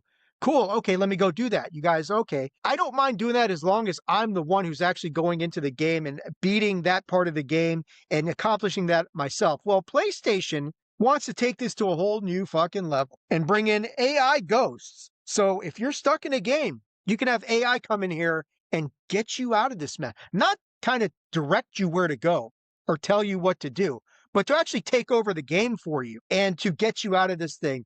I mean, and if you're super lazy, you can just put it on auto. Watch the game, the AI ghost play the game for you, and then I guess decide to jump in when you want to and resume playing and all this kind of stuff. You know, I'm a big proponent of AI in certain respects. This is not one of them. Because, like, what are we doing here, guys? I mean, why even bother to get the game if you're not going to play it?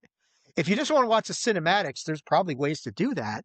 But this just seems like, why are we going in this direction? Go ahead, Tony. Because a huge thing is kids mainly, and I would imagine there's adults too, is to watch people play video games. Like there's channels dedicated with millions of subscribers that they just want to watch somebody else play the video game. And if you can make money by implementing this into your game and selling it to a broader audience, then why not?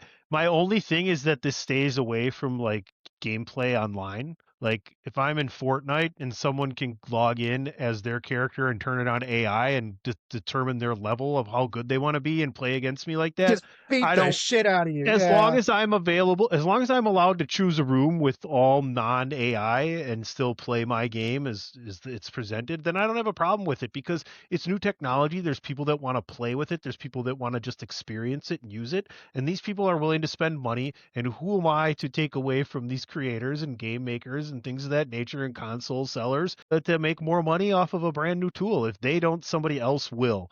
Just keep it away from my online gameplay is basically what I'm trying to say, and make Well, sure it's an option that I don't have to use when I'm playing a game offline as well. Obviously, That's a it'd great have to be point. built in. That's you a know. great point before I go to Ray, because yeah, you do not want this coming in here and disturbing the competitive balance of online leagues. Or if you're like playing, like Tony, if you're playing like you and me jump in there for some ranked match or something on PGA Tour, and there's a third or fourth person playing with us. Yeah, I want that to be a human who's actually using skill, not AI maxed out to 10 that never misses a shot never misses a putt, doesn't Exactly. have any problem getting out of the bunkers, doesn't have any problem navigating wind.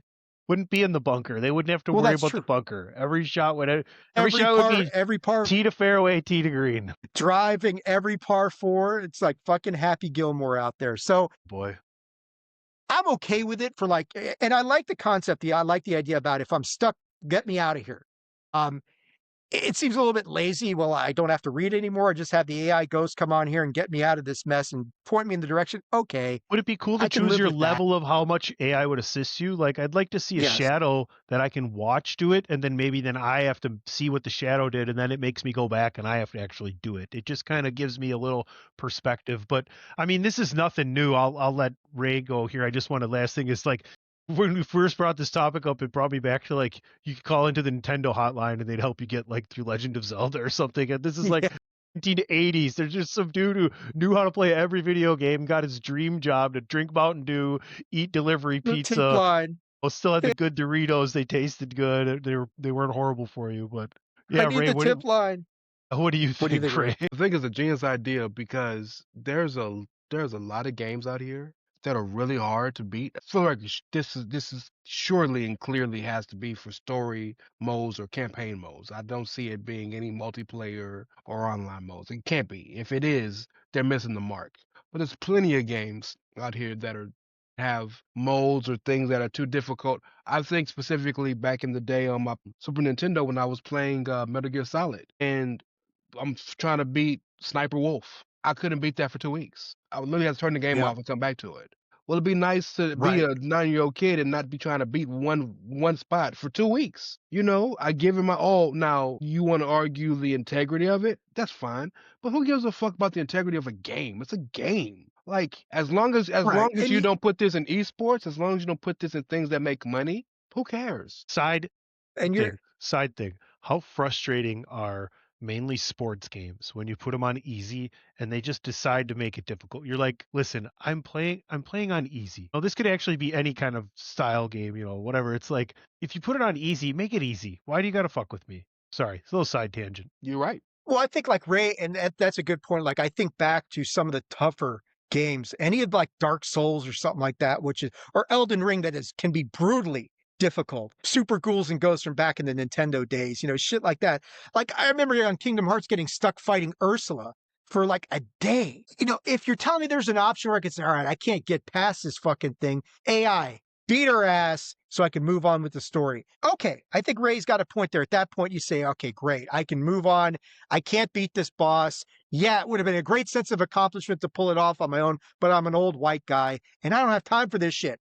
Old man on the porch shouting at cloud. I don't have time for this shit, Ray. The most important thing is, society, especially people in our nerd sphere, we've become so analog and so old school and so back in my day and so old man on cloud and so critical of every fucking thing that we forget the point of video games is to have fun. It's not fun if I'm stuck on a spot for 3-4 days. This helps us. If this helps with that, then great. If we can use it in those different ways, we'll see. I mean, I think we're all in favor of it. Just keep it away from like our online live gameplay. Yeah, for sure. I'm in favor of it, like story games. I don't want its help on a sports game. I've got to beat the Pittsburgh Penguins on my own. It's just a personal thing, Tony. But you just wouldn't do it on sports. Sports, you just adjust the difficulty and use the AI. They do a pretty good job of allowing you to let the computer adjust to your strengths and weaknesses.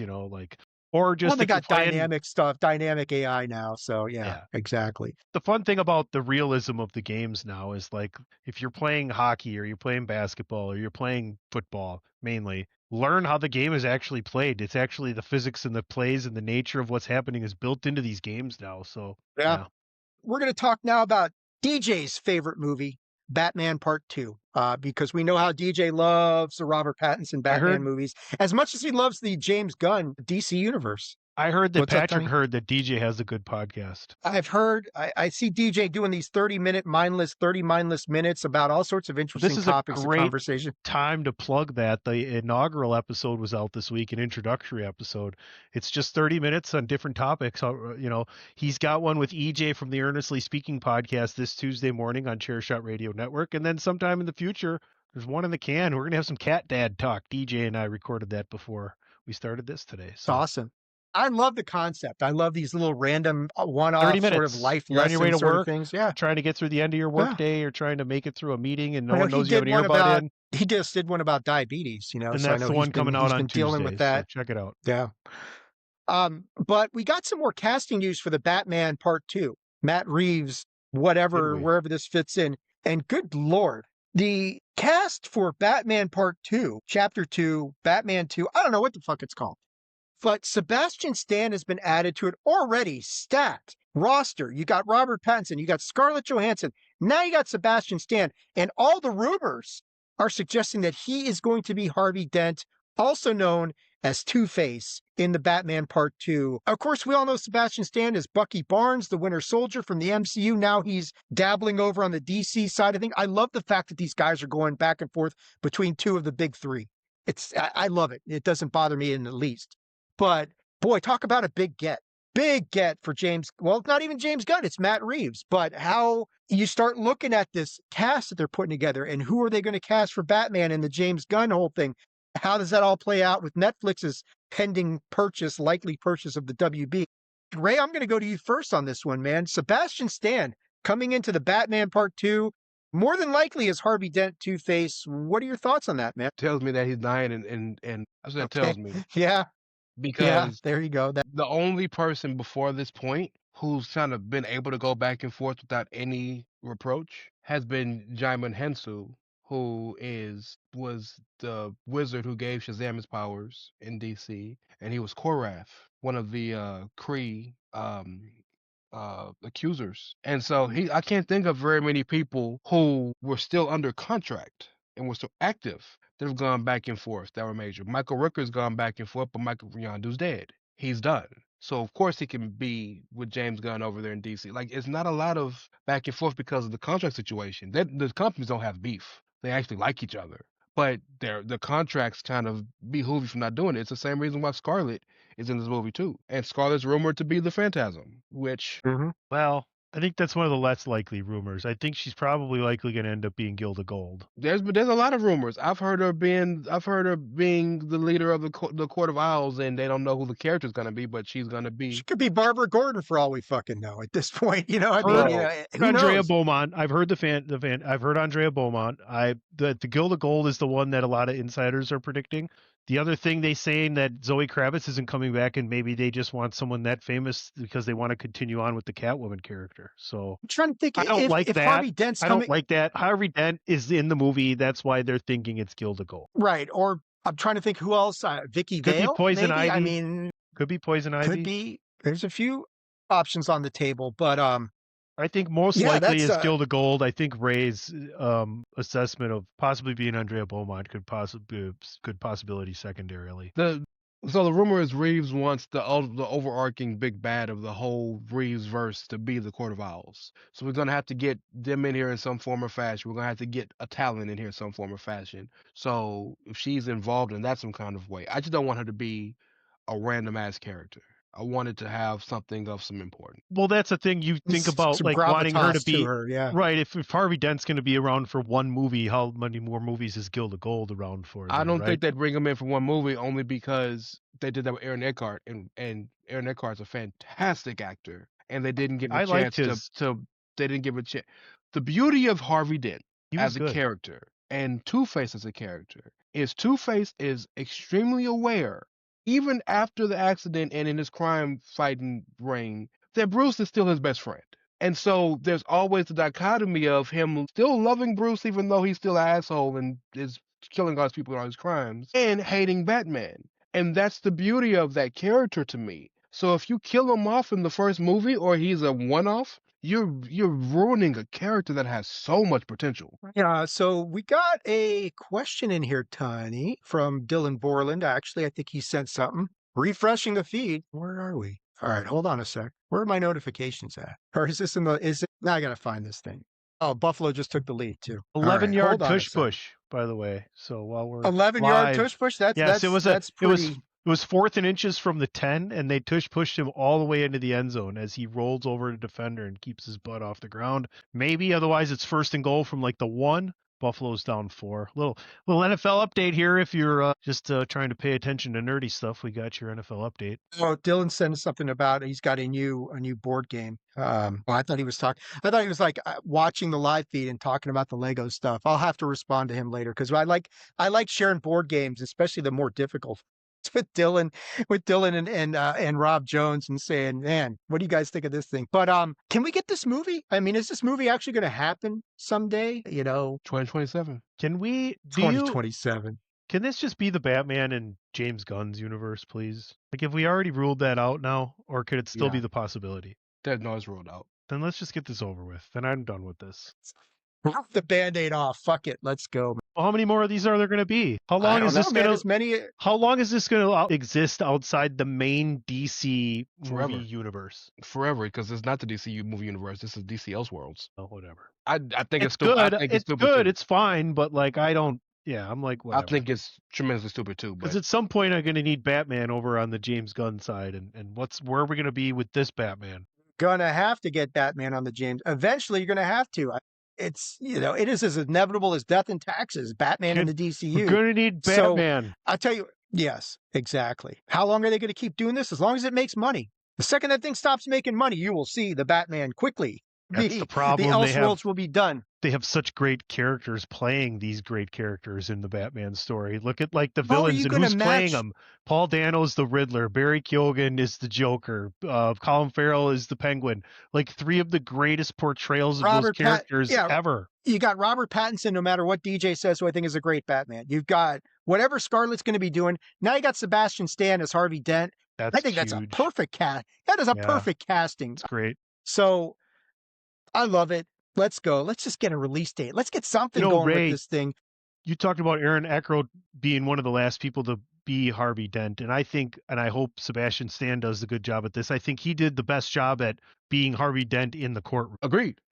And Robert Pattinson is a fantastic Batman, but he's a terrible Bruce Wayne. But hopefully him and Andy Serkis can be better in the Bruce Wayne side. That's why Bale was so good, because Bale was the first time, probably since Clooney, that Bruce was interesting. Normally Bruce isn't interesting in these movies. So like you're right, what Matt Reeves is doing is fantastic stuff, but see. Batgirl? No, and I don't do that. Who? Scarlett? No. Scarlett? Barbara Gordon. I mean, she can't be Barbara Gordon. She can't be Barbara Gordon when she's older than fucking Pattinson. In the movie, in these movies, she can play young, though. In these movies, Pattinson's Batman can play young. In this, hold on. Ray, I just want one thing. You see Nancy in Stranger Things? I mean, come on, man. I don't watch that shit. Sorry. Robert Pattinson in these movies is supposed to be like 25. So you're telling me he's that like 40, isn't he? In real life is like close to that. But you're telling me that the dude who's the commissioner she's the same age as Jeffrey Wright. I'm just throwing stuff out there, Ray. Not happening. She could be Barbara Gordon, Barbara's mom. Because they have the same name. This is a good. I want to transition because this does lead into the next thing I want to talk about. Who's the account? Culture Crave, right? They're the ones who put out the graphic showing all the shit that's coming out in 2026. And I'm like, good God. I mean, we've got our own problems that we have to navigate through coming up in March and April. When we get what is all this stuff coming out there at the same time, right? We got Invincible, Daredevil season 2, and The Boys, and The Boys season 5, and they're all kind of overlapping to some extent or another here and there. But it's not just that. I mean, I'm just like going off the top of my head, man. You got Spider-Man Noir coming out, right? We've got we got Wonder Man coming out in a couple weeks. I got it open. Go ahead. I have the page. I have the Go ahead, guys. They got it. So the movies are Avengers Doomsday, Spider-Man, Brand New Day, Supergirl, Clayface, and Batman Nightfall, which is an animation movie. TV shows action-wise are The Boys, Spider Noir, Lanterns, which is still happening, Daredevil Season 2, The Punisher Special Presentation, Wonder Man, and a show we're not talking about enough that's going to be important, Vision Quest. TV animation is going to be Spider-Man Friendly Neighborhood Spider Season 2, X-Men 97 Season 2, and Invincible, whatever season they're on now. And then there are 5 new games coming out, which is Lego Batman, the Wolverine game, Ocon, which is a Marvel game, the 1943 Marvel game, and Invincible Versus. So there's 20 new projects coming out in So 2026. the question I posed to you guys is, a couple years ago, we had that big break, right? Because, superhero fatigue was a real thing. People were tired of this stuff. Ray, not so much. And that's because I love Ray. And he's just like, pump it into my veins, inject it intravenously. Exactly. Bring it all on. But I want to pose this out to you. And I know, Ray, I'm pretty sure I know what your answer is going to be, but it still needs to be talked about is, are we pressing our luck here with this kind of slate of releases? You're talking 20 things on the screen, 6 games, series, movies. Are we pressing our luck? Superhero fatigue. Are we going to reinstate that by putting all this content out in 1 year? Ray, what do you think, man? I think there's a real risk of this. I think superhero fatigue is a real thing. I don't feel it as much as a lot of people. I feel it more than you do. I don't know where Tunney stands on this whole debate, but that is a lot of stuff. I mean, is Hollywood still arrogant? Are they too arrogant thinking that this stuff still is as popular as it ever has been? Maybe by the time we get to Avengers Doomsday, they'll reinstate that. They'll get that back. But right now, I don't know, dog. They're taking a chance on this. We just had multiple superhero movies last year make $1 billion. There is no superhero fatigue. The fatigue is people are tired of people aren't getting what they want, and they're bitching about not getting what they want. This is fantasy booking 101. We're a wrestling website, right? People are fantasy booking the shit that they want to see, and they're not getting it, so it's bad. And that's what the case is. Now, what needs to be adjusted 100% is what the expectation for these movies are monetarily. Because you and I have talked about this in person, and all 4 of us, if you count Patrick, have talked about this on the show. A movie that makes $500 million is not a failure.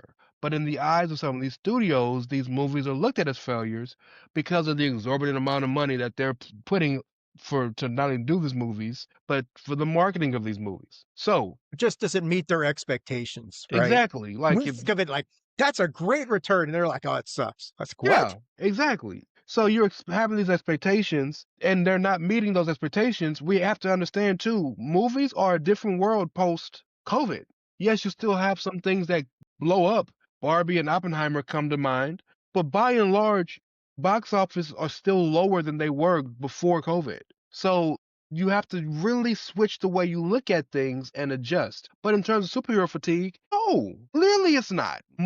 All of these shows, the highest rated shows, the 2 highest rated shows, well, 3 because shout out to Beast Games. Besides that, the 2 highest rated shows on Amazon Prime are what? Invincible and The Boys. Gen V should be in there, but whatever. Sure, Gen V, the universe, our right? Our personal favorite, right, Ray? Yeah. So I'm just saying, like, that there's no superhero fatigue. It's just people want what they want, and they fell in love with these characters, and these characters are gone because it was 20 years ago. So I'm gonna hate on Riri Williams because she's an iron, but she's not a man. She's a heart. Get the fuck out of here. Honey, before I go to you, congratulations to the Buffalo Bills for outlasting the exact words to Jacksonville Jaguars 27-24 in another thriller.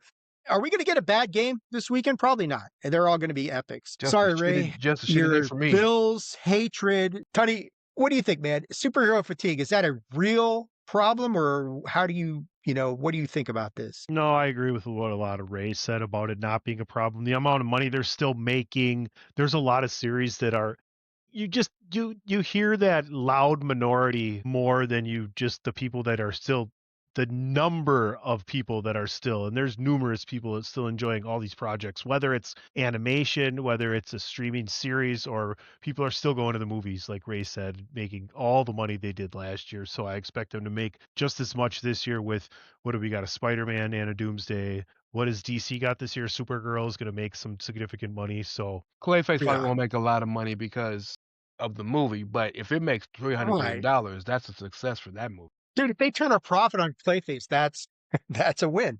So I'm here for all of it. I'm really looking forward to Spider Noir with Nick Cage. Yeah, I think the big ticket items for me are the ones that stand out. I mean, everything that we're talking about coming up in March and April, because those are shows that are near and dear to our hearts. Whatever, The Boys' final season, Daredevil Born Again season 2, for whatever reason, did not do as well rating wise as it should have. I can't figure that out. Go figure. And Invincible, of course, season 4, the ever Mark and Omni-Man, give it to me, pump it in my veins. And of course, the big movies, Spider-Man, Brand New Day, Supergirl, Doomsday. Speaking of movies, last thing I want to talk about before I turn this over to Ray for Battle Royal Madness opening round is we got a release date for Godzilla Minus Zero, the sequel to Godzilla Minus One, official, November 6th, 2026, basically a month before we get Avengers Doomsday. We are going to get the Godzilla Minus One sequel in the form of Godzilla Minus Zero. It was one of Patrick and mine's, and I think DJ's and many others, surprise sleeper hits of last year. One of the best, if not the best Godzilla movie of all time. You guys are kaiju fans. Ray, what do you think of this thing, man? I know you're broken up about it. I can see that. But you know what? Trying to make you laugh, buddy. What do you think, man? Godzilla Minus Zero coming out in November. That's far off, but not that far off. It's almost here, man. Ray, you're muted. Sorry, I'm very excited about it. Love the idea of the movie. I love the movie. I think that I love what Godzilla Minus One, even that shitty Bryan Cranston Godzilla movie and the Kong movies. I love what they've done. Even throw out Pacific Rim, there is a renewed vigor for kaiju movies, and I love it because they can be so fun. Godzilla Minus One was done so correctly because if I'm not mistaken, that's made by the people that actually made Godzilla, correct? Yeah, so I'm definitely here for a sequel. I mean, it's Japanese companies. I mean, anybody who knows, you know, if there's somebody who knows about Godzilla, it's the Japanese. Yeah, oh yeah, for sure. Understatement. Tony, did you see Godzilla? You saw Godzilla Minus One, right? No, I'm not a big kaiju monsters guy. Horror, all that stuff is kind of. Sorry, I'm glad you guys are happy about it, though. I heard it's wonderful. Thank you for your participation, Tony. It is very much. I can only be who I am, Dave. I am what I am. PC Popeye. There you go. I like it. PC Popeye. I like it. Yeah, I'm excited. I can't wait for Godzilla Minus Zero to come out. Give it to me. Give me that sequel. That is going to bring us to the point of the show where we cede control of things to the one and only Raymond S. Cashington, who is going to lead us through the play-in round to see who gets sacrificed to these number one seeds in our Battle Royal Madness tournament. Raymond S. Cashington, I give it to you, sir. Thank you, Mr. Ungar. Do you see my beautiful screen? I see your beautiful screen. So I want to remind you. The dogs are not happy, but whatever. Well, I know because they mad with Patrick for R2D2, right? Yes. So first and foremost, for those of you who are maybe seeing this or hearing this for the first time, if you are familiar with March Madness, the NCAA tournament, we here at Bandwagon Nerds have started our own annual tournament of all things nerddom, nerdsphere, fandom, whatnot. This is our third year. The first year we did Superhero Madness, which was won by the Scarlet Witch. Our second year was Villain Madness, which was won by Hella. So far we're 2-0 for women. This year we want to be a little different. It's a lot of things we could have chose, a lot of things we went through, and I decided to use them all. Everybody get a taste. Everybody get to smoke. And so, being that we are a wrestling website, I derived from that, the Royal Rumble and whatnot, and chose the idea of Battle Royal Madness, Super Smash Brothers for March Madness, if you will. We have 4 categories, 4 brackets. In your video games bracket, you see you have your number 1 seed Kratos versus the number 16 seeds. We'll talk about that in a second. Mario's 8 seed versus Pikachu the 9. Cloud Strife, the 5 seed versus Geralt of Rivia, which is Tony's favorite character, the 12th. The 4 seed Doomslayer versus the 13 seed Sonic. The 3 seed Samus versus the 14 seed Mega Man. The 6 seed Link versus the 11 seed Desmond Miles from Assassin's Creed. Get Over Here, Scorpion number 7 versus number 10 Solid Snake, and number 2 Master Chief versus Lara Croft. Star Wars, we have Darth Vader gonna kill whoever wins the 16 seed. Mando himself, Din Djarin, the 8th seed versus Boba Fett, number 9. Obi-Wan 5 versus Grand Admiral Thrawn, 12. Darth Sidious the 4 versus the 13 Chewbacca, the number 3 seed Luke Skywalker versus his bestie Han Solo at the 14. Darth Maul and his 2-sided dildo lightsaber versus Cad Bane, the number 11. Wow. God damn it, Ray. Wow. The number Committee six, has a bias. I love Darth Maul. I Jesus. don't love the dildos, but I love Darth Maul. The number 7 seed General Grievous versus the number 10 Moff Gideon, and number 2 Yoda it is versus Fennec Shand of 15.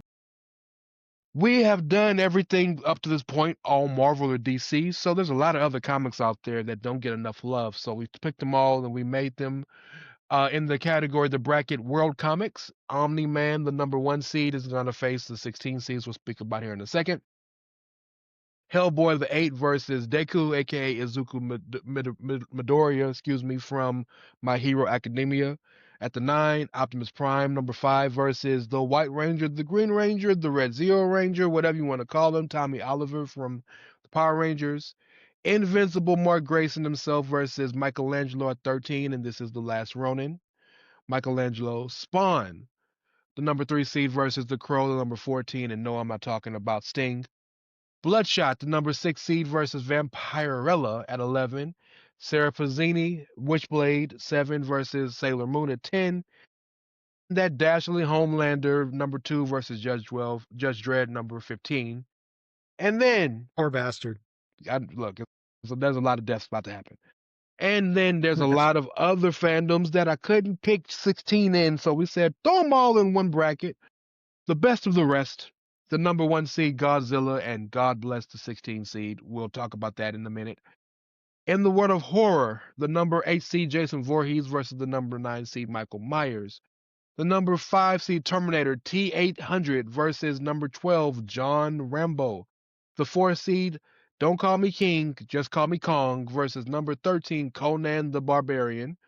Number 3 seed, from Dragon Ball Z, Goku, Son Goku, versus from Avatar, the highest grossing movie of all time, Jake Sully.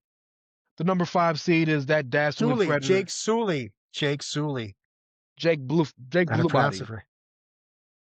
The number 6 seed, Predator, versus the number 11 seed, the Xenomorph. We are having the rematch of the century. The number 7 seed, Count Dracula, yep, Vlad the Impaler himself, versus Pennywise, number 10. And Sauron from Lord of the Rings versus, my bad, Harry Potter, the number 15 seed. So, these are your brackets. We will handle these one bracket a week. Starting next week, we will go through the video games bracket. The 4 of us, and we do have a tiebreaker that we have ready. But we can't get to the main tournament until we get through the 16 seeds. Just like in March Madness, the field of 64 is now the field of 68. We have 4 playing games. Well, the 16 seeds are all playing games. We are moving on to our play-in. So, gentlemen, are you ready? I am as ready as I'm going to be, Ray. Give I'm it to me, baby. Armed with tiebreakers. In the words of Offspring, give it to me, baby. Uh-huh, uh-huh. And all the homies say you're pretty fly for a white guy. For a middle-aged white guy. Thank you, Ray. I appreciate you leaving the middle-aged part out, but, you know. Well, yeah, I mean, age is a construct, right? Age of disclosure. It's all relative, buddy. Let's go through the video games bracket first. We have the battle of maybe 2 of the most popular video games and video game characters of all time. In the world of Tekken, you have Jin Kazama, basically who the whole damn thing is about, versus Street Fighter, the baddest chick with the skimpiest dress ever, Chun-Li. Gentlemen, I'm going to start with you, our fearless leader today, and the lawyer, Dave.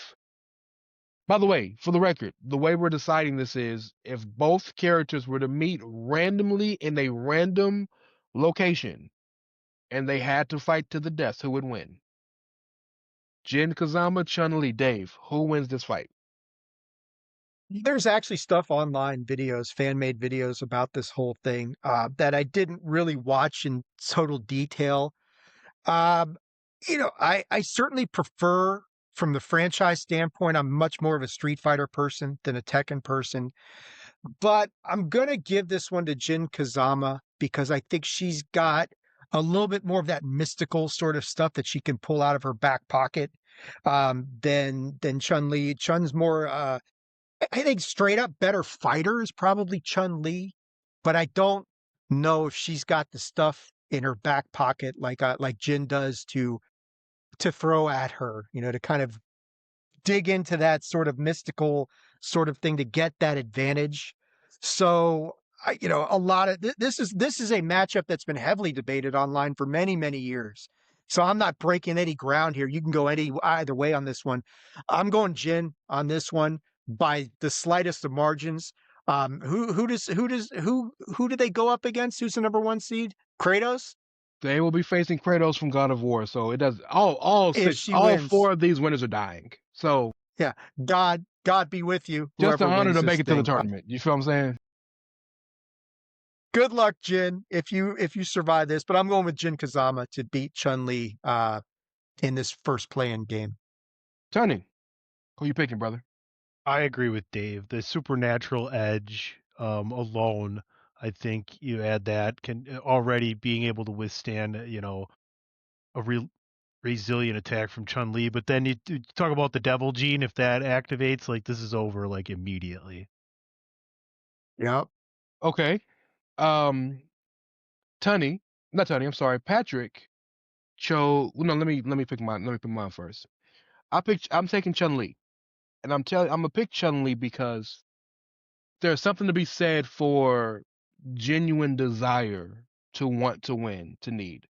If you know anything about the Street Fighter story, this was basically an orphan little girl that was left in the streets in China and made herself into a badass, and just the vigor with which she wanted to kill M. Bison for killing her father, learning the things that she did, becoming as great a fighter as she did, having to overcome every obstacle possible, as good as Jin is with the devil gene and all the things he has possible.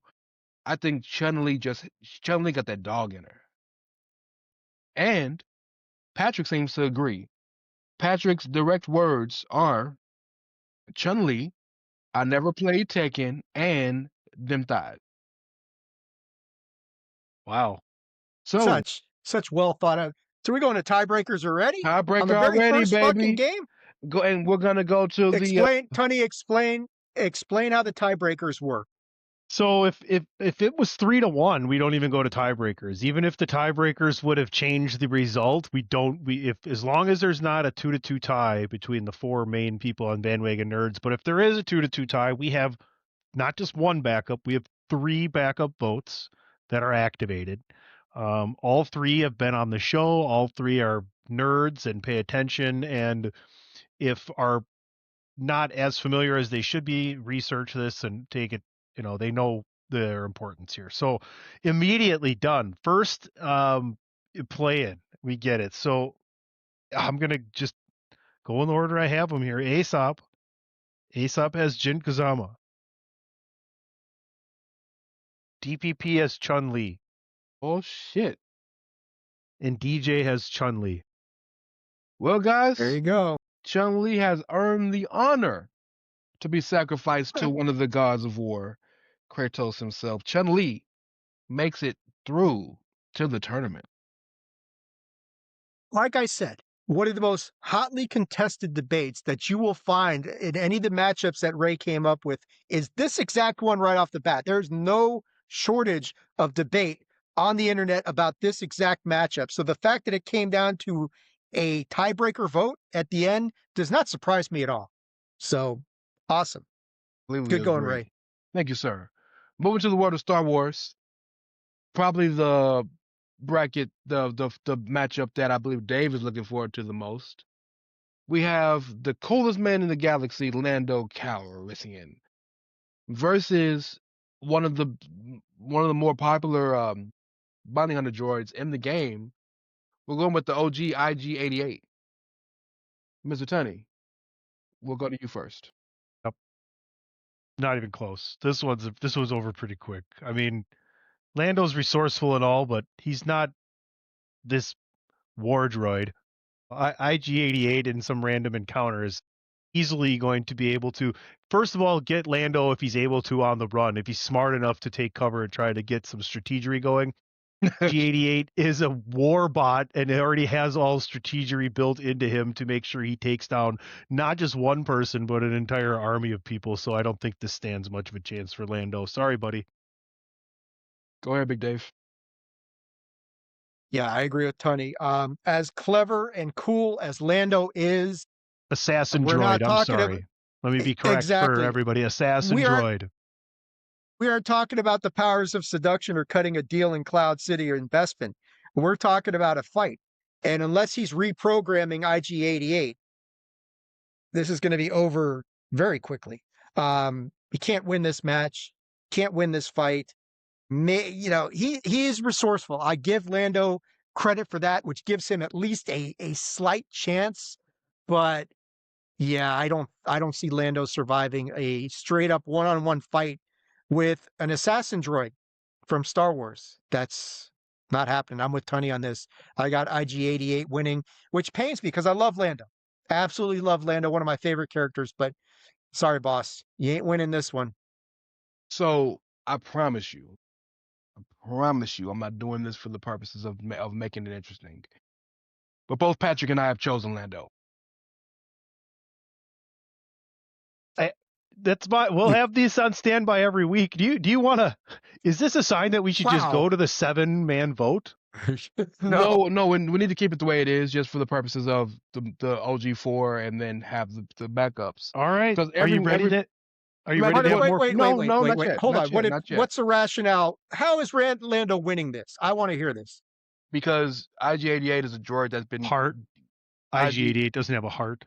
IG-88 is a droid that's been beaten numerous times in numerous iterations, and as smart and as tactical as a droid is, it doesn't have the ability to be resourceful. It doesn't have the ability to think on its feet. Lando is an assassin droid. It's programmed to assassinate. Right, but has it assassinated everybody it's meant to assassinate? Has it lost? IG-88 is clearly lost because Mando used him. Mando used IG-88 in Mandalorian. And repurposed it. Lando is the most... Patrick say. He picked Lando. And his reasoning was... He directly says... Lando... He says R2-D2 defeats both. Otherwise, Lando outsmarts the bounty hunter droid. I just think the resourcefulness of Lando being able to assess the situation in a way that the droid can't and doesn't, we'll take him out. Either way, somebody's not Batman. He's getting choked. He's not Batman. In the next round here. Yeah, that's true. Who's the number one seed again? Darth Vader. Yeah. Go ahead, Tony. Who we got? Go ahead, Tony. With the tiebreaker? Tie break this bitch. Asaf has Lando. DPP has IG. Boy, I set this shit up perfect, didn't I? And DJ has IG-88. And the one thing you can say to all you Lando fans is he's been spared a horrific death by the hands of Darth Vader. It's going to be, Vader's like just, he doesn't need to choke him because he can't choke him, but... Well, I just turn him off. Like, it's like just a snap or a look and it powers off. Power down. I'm turning you off now. Yeah. All right. IG-88 through to the round of 64 to get. I don't even know if they've got a word for what Darth Vader's going to do to him. I have a prediction that things are going to get a little bit easier before they get really difficult again. That's my prediction here in the next couple rounds. Yes. And maybe the Sith Galactic Empire needs some spare parts. Maybe. It's all he's going to be good for. I would love to have an absorption tournament maybe next year where we change the rules that you absorb your opponents in defeat. You absorb their powers that you've defeated them. That could be interesting. I gotta figure that out. I might do that. Because we could restart. We could go back and reuse characters then in different ways that we've already 100%. Used. Well, once we get there. But then you're giving. If you have an idea and you're watching this right now, and I know a bunch of people are, send us a line there on a good idea for a tournament or who you think should have won or maybe lost here in any of these situations. But then you're giving credence to Patrick and Tharnage, and so I don't know about that. Well, I mean, Tharnage. Dave, I like Tharnage. You mentioned earlier that Lando isn't Batman. Well, the man who is just basically the same as Batman in many ways, from Wildstorm Comics, we have the Midnighter versus Negan from The Walking Dead, with Lucille, of course. She's never far away from the boy. All right, Dave, who you got? Wow.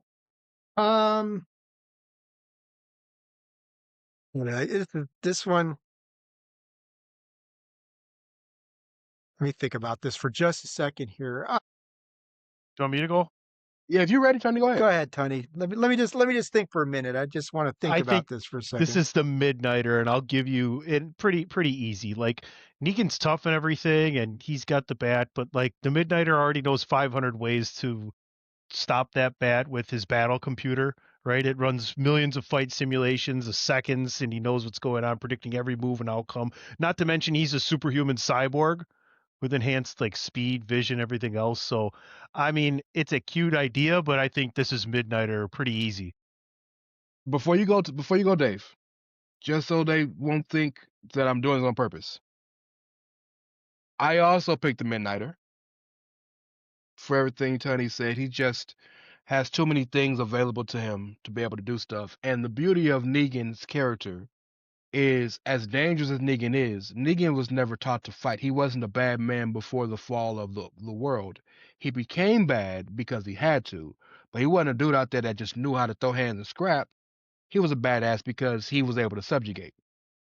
I mean, Midnighter's taken on like metas and speedsters in one, and like groups of bad, ass people in one. So it's really like the experience, the battle computer, the cyborgness of his nature, enhanced, human abilities. That's the biggest one. Speaking of all that, so Patrick picked Negan. Reasoning here, another one that is tough for me, as I am not very familiar with Midnighter, but Negan is a cold motherfucker. So, what you got, brother? So we got what? What did you guys voted for Midnighter? Patrick voted for Negan, right? Yes. We're not going to the tiebreaker this time because I'm with you guys. I think this is Midnighter. I was trying to take some time to come up with a way that I thought Negan could win this thing. And I think Ray kind of convinced me as I was trying to go there. Negan is not exactly the best fighter in the world. I mean, he does some stuff later on, things with Beta and that sort of things. But, Rick kicked his ass whenever they got in a fight. If Negan doesn't have Lucille, he's just a dude. And Midnighter's not just a dude. And I think, like Tony's saying, a lot of the factors that come into what makes Midnighter so damn good, not that it's going to help him against who's number one? Omni-Man? Is that who the number one seed is? Yes, sir. None of this shit matters. That's why there's a lot of matchups. That's why there's multiple matchups next week. Yeah, go for it, Midnighter. Go forth, conquer, get by Negan, beat his ass, and also, I hope you like a hole being punched through your chest, because that's about to happen. Also, this would be a fun scrap. Midnighter carry a gun. Why would I fight you? Bring a knife to a gunfight. Bring a bat to a gunfight. Yeah. See how that works for you. You mentioned bringing a knife to a gunfight. Gunfights, yeah. Do you want to know your votes? Should we not reveal them if not necessary? It doesn't matter. It's up to you. It's your choice. They're all Midnighter. I figured. Okay. So Patrick's the outlier here. I got you. I did everything in my power to pick pick Negan. Question for you. I'm not sure if you're as familiar with The Walking Dead, Tony, as Dave is. But Dave, if this was Rick Grimes instead of Negan, would you have chose different? No. Okay. Rick's a better fighter, but it's still at the end, he's still limited by the same. I mean, Negan's got a better shot because he got Lucille.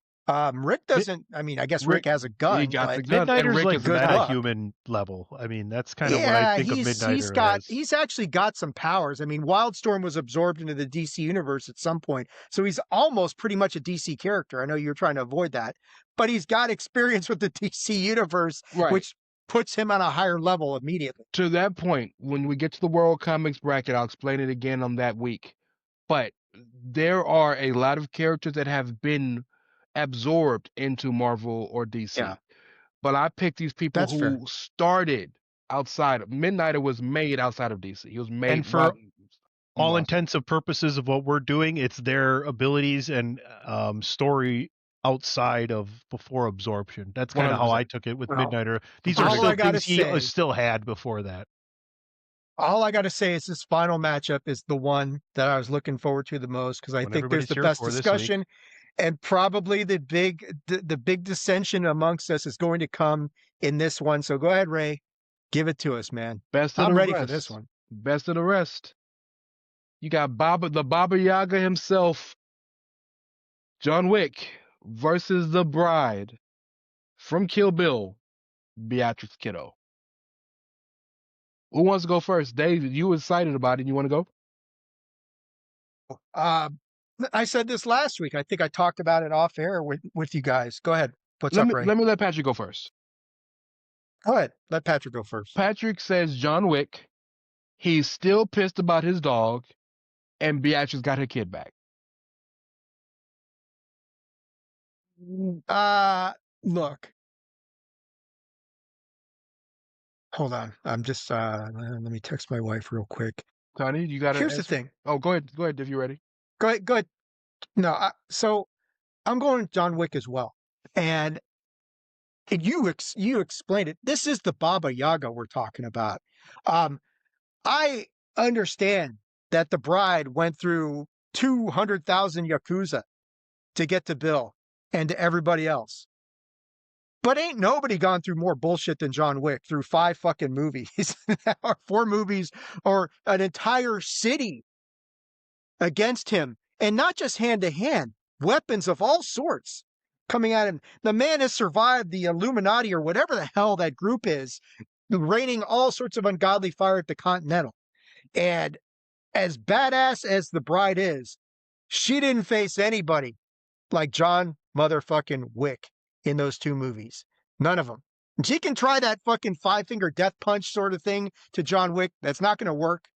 The guy is It's an exploding heart palm. on a different, that whatever the fuck it is. It's not going to Sure. work. I got John but Wick you in this did, one you little jerk. with all due respect to the bride, because she earned it in those movies. But we are talking about a guy who is a step maybe below one of the archangels of hell when he gets his sights on you. And the thing is, John doesn't want to be that guy. But when he is and here's the thing, this tournament, this matchup will force him into that place. And the bride's not beating him. I got John Wick as well, man. Ray, I don't know if your vote ends this or adds suspense or not, so I'll make sure that we have suspense at least going into your vote, because I have Beatrix here. I think unless it's a complete and total gunfight, like she's been through the Yakuza, she knows how to stay alive in some gunfights. So if this can get into closer quarters, both it's do. not even Sorry. close. I think she's way better hand-to-hand combat Great. in close quarters, doing everything else like that. So I like Kiddo here. Sorry, Mr. Wick. So I'm with you in that. Mr. Vic. I'm Mr. with Vic. Wick. I'm with you in that. Mr. Wick. If it was hand to hand, if there's no way, as great as John Wick is, as amazing as John Wick is, I just think Beatrix is a better hand-to-hand combatant. But John Wick got them things on him. John Wick good with them things. John Wick really good with them things. I want to pick Beatrix because I love her, and that 1 versus 100 scene is the greatest fight scene I've ever seen in my life. Word to 7 Samurai. But it's got to be Baba Yaga, bro. It's got to be. Aesop had Wick, DP Ray, had Wick, Ray. EJ had Beatrix. Ray, look here. I want to do this for you. You're not even looking. You're not even looking. So I'm writing this down so I can put it on my spreadsheet. Here, man. He's the official. Chaotic. He's the archivist when it comes to the video game or for the battle royals here. So Not that it matters, because as great as John Wick is, he is not going to stand up to Godzilla and atomic nuclear breath, and God knows what else is going to. That's where the fantasy ends, and you find out that Baba Yaga is Bro. badass, but not that badass. Bro, Godzilla's going to eat all of John Wick's dog's descendants. and he's gonna Yes. and he's gonna take down Godzilla because of dog. Wow. So going Good into luck. the tournament is officially set. Everybody, we're starting next week with going our video games bracket.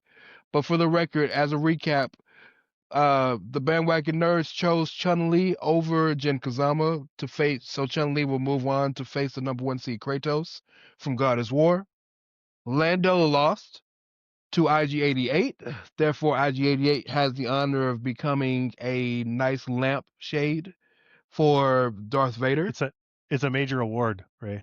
You're right, yeah, there you go, yeah. Darth of the Year award. That was a leg lamp joke, Dave. You're supposed to laugh at that one. In the World Comics bracket, the Midnighter moves on over Negan and has the opportunity to be sacrificed for the greater good by Omni-Man, and Baba Yaga takes out the bride with the honor of being eaten or smushed or whatever by the Godzilla. Vaporized. So, just a little preview for next week, everybody. That's what we're doing. Battle Royal Madness. Right. There will be a big old X on Jin Kazama starting next week. So, let's get it, everybody. Let's go. Thank you, Ray. An excellent job as always, sir. You did very well. Let's get to the last thing we're going to talk about because we are running long here today and I want to get you guys out of here. What you guys been watching this week? Tony, what you been watching? I haven't been watching much, to be honest with you. I've been pretty busy this week. We haven't had a project yet. We got a bunch of them coming up. Man, I'm trying to think if there was anything at all I really get caught up on here. First Raw of the year was pretty good, so I guess we'll just have to go with wrestling this week. Raymond, what you been watching this week, man? The Pit Season 2, first episode dropped. Ooh. Fantastico. Love it. Was there anything else I watched? Awesome. Something I watched? Beast Besides Game sports. Season 2 is out. I'll probably check that out after this right now. There's a cool little celebrity 30-minute one where they eliminate the celebrities, which is a fun watch. So I watched that. There you go. I watched that Ray and I. and the first 3 episodes of Beast Games are Good. down in the tank. I'm going to watch that right now. Fantastic. I'm going to put the football game on the other TV and watch Beast Games. For me, like I said, I started watching Knives Out. I need to finish that. Still going through the Beatles anthology, which is just fucking awesome, man. And I watch this and I start to really question myself. Are they my favorite band of all time? Have they replaced Green Day? I don't know if I'm going to that far, but good God, how do 4 guys make so many great songs? I don't get it. There's 2 bands, Dave, that I think of when I'm like, man, I could have like a 4 or 5 hour road trip and just listen to all of their hits. And it's the Beatles and CCR. Yeah, CCR's I'm not got saying some good ones, CCR too. is as great as the Beatles. I'm saying CCR is a great band, but they're not the Beatles. But I'm saying they both have tons of fucking hits. Yeah, that's pretty much the main things I've been watching this week. That's going to do it, man. Our first ever live episode of Bandwagon Nerds in the can. Great stuff all the way around, guys. Awesome. Appreciate everybody who tuned in and watched the episode as we went along. Before we cut out of here, Tony, why don't you let people know where they can check you and Ray Cash out, since you're going to do it anyway. Follow him at It's Ray Cash right there. You can see it in front of you. Follow me at PC Tunney. Chairshot Radio Network is on all of your favorite streaming platforms when you're looking to just get some radio in your earballs. And don't forget the chairshot.com. Tons of wrestling coverage over there, but you can also find all of our podcasts and prowrestlingtees.com/the chairshot. And if you guys enjoyed this, this madness tournament is a really fun thing that we're going to do at the end of every show every week. And I think at the very least, that's going to be live. So we'll see what happens moving forward. Thanks for tuning in. Give us some ideas. Give us your feedback. We want to hear from you guys. That's what we want. We really want to hear from you. Thank you to all of our listeners. We'll say this. If you've enjoyed this show, this live episode of Bandwagon Nerds, do us a favor. Give us a follow at Bandwagon Nerds. Go on X, follow the show there. You get updates and stuff like that. Ray's pretty good about updating that site. We hope you enjoyed it. And of course, it's on thechairshot.com every episode, every Monday morning. As far as me, follow me on X at AttitudeAg. Most of you guys know that by now. Facebook.com/Attitude of Aggression. Go to the website.com and the YouTube channel, where you can tune in to see how brilliant we all were in our football prognostication this week. And we're doing pretty good so far, guys. I think we're doing pretty good. Since there was no consensus amongst us on any game, that means we're doing pretty good. Somebody's winning. So there you go. We're about 500. Yeah, we're at 5. So that's going to do it for this. And of course, make sure Patrick O'Dowd, the true leader of Bandwagon Nerds, At Wrestling Realist. Yeah. Yeah. Without the second Make eye. sure you check him out without the second eye. That's right. No eye in Make wrestling. sure you're checking him out. He'll be back next week. That's going to do it for this edition of Bandwagon Nerds. Until next time, everybody, get out of the basement, get some sun, say some prayers for the number 16 seeds before they get all sorts of bad things done to them by the number 1 seeds in Battle Royal Madness. It's going to be bloody and brutal and disturbing. But until next time, for myself, PC Tunney, Raymond S. Cashington, Esquire, Patrick O'Dowd, all of us at Bandwagon Nerds, hope you guys enjoyed this. Get your Lego Batman. We will catch you guys next week as Battle Royal Madness kicks off in earnest. So long, everybody.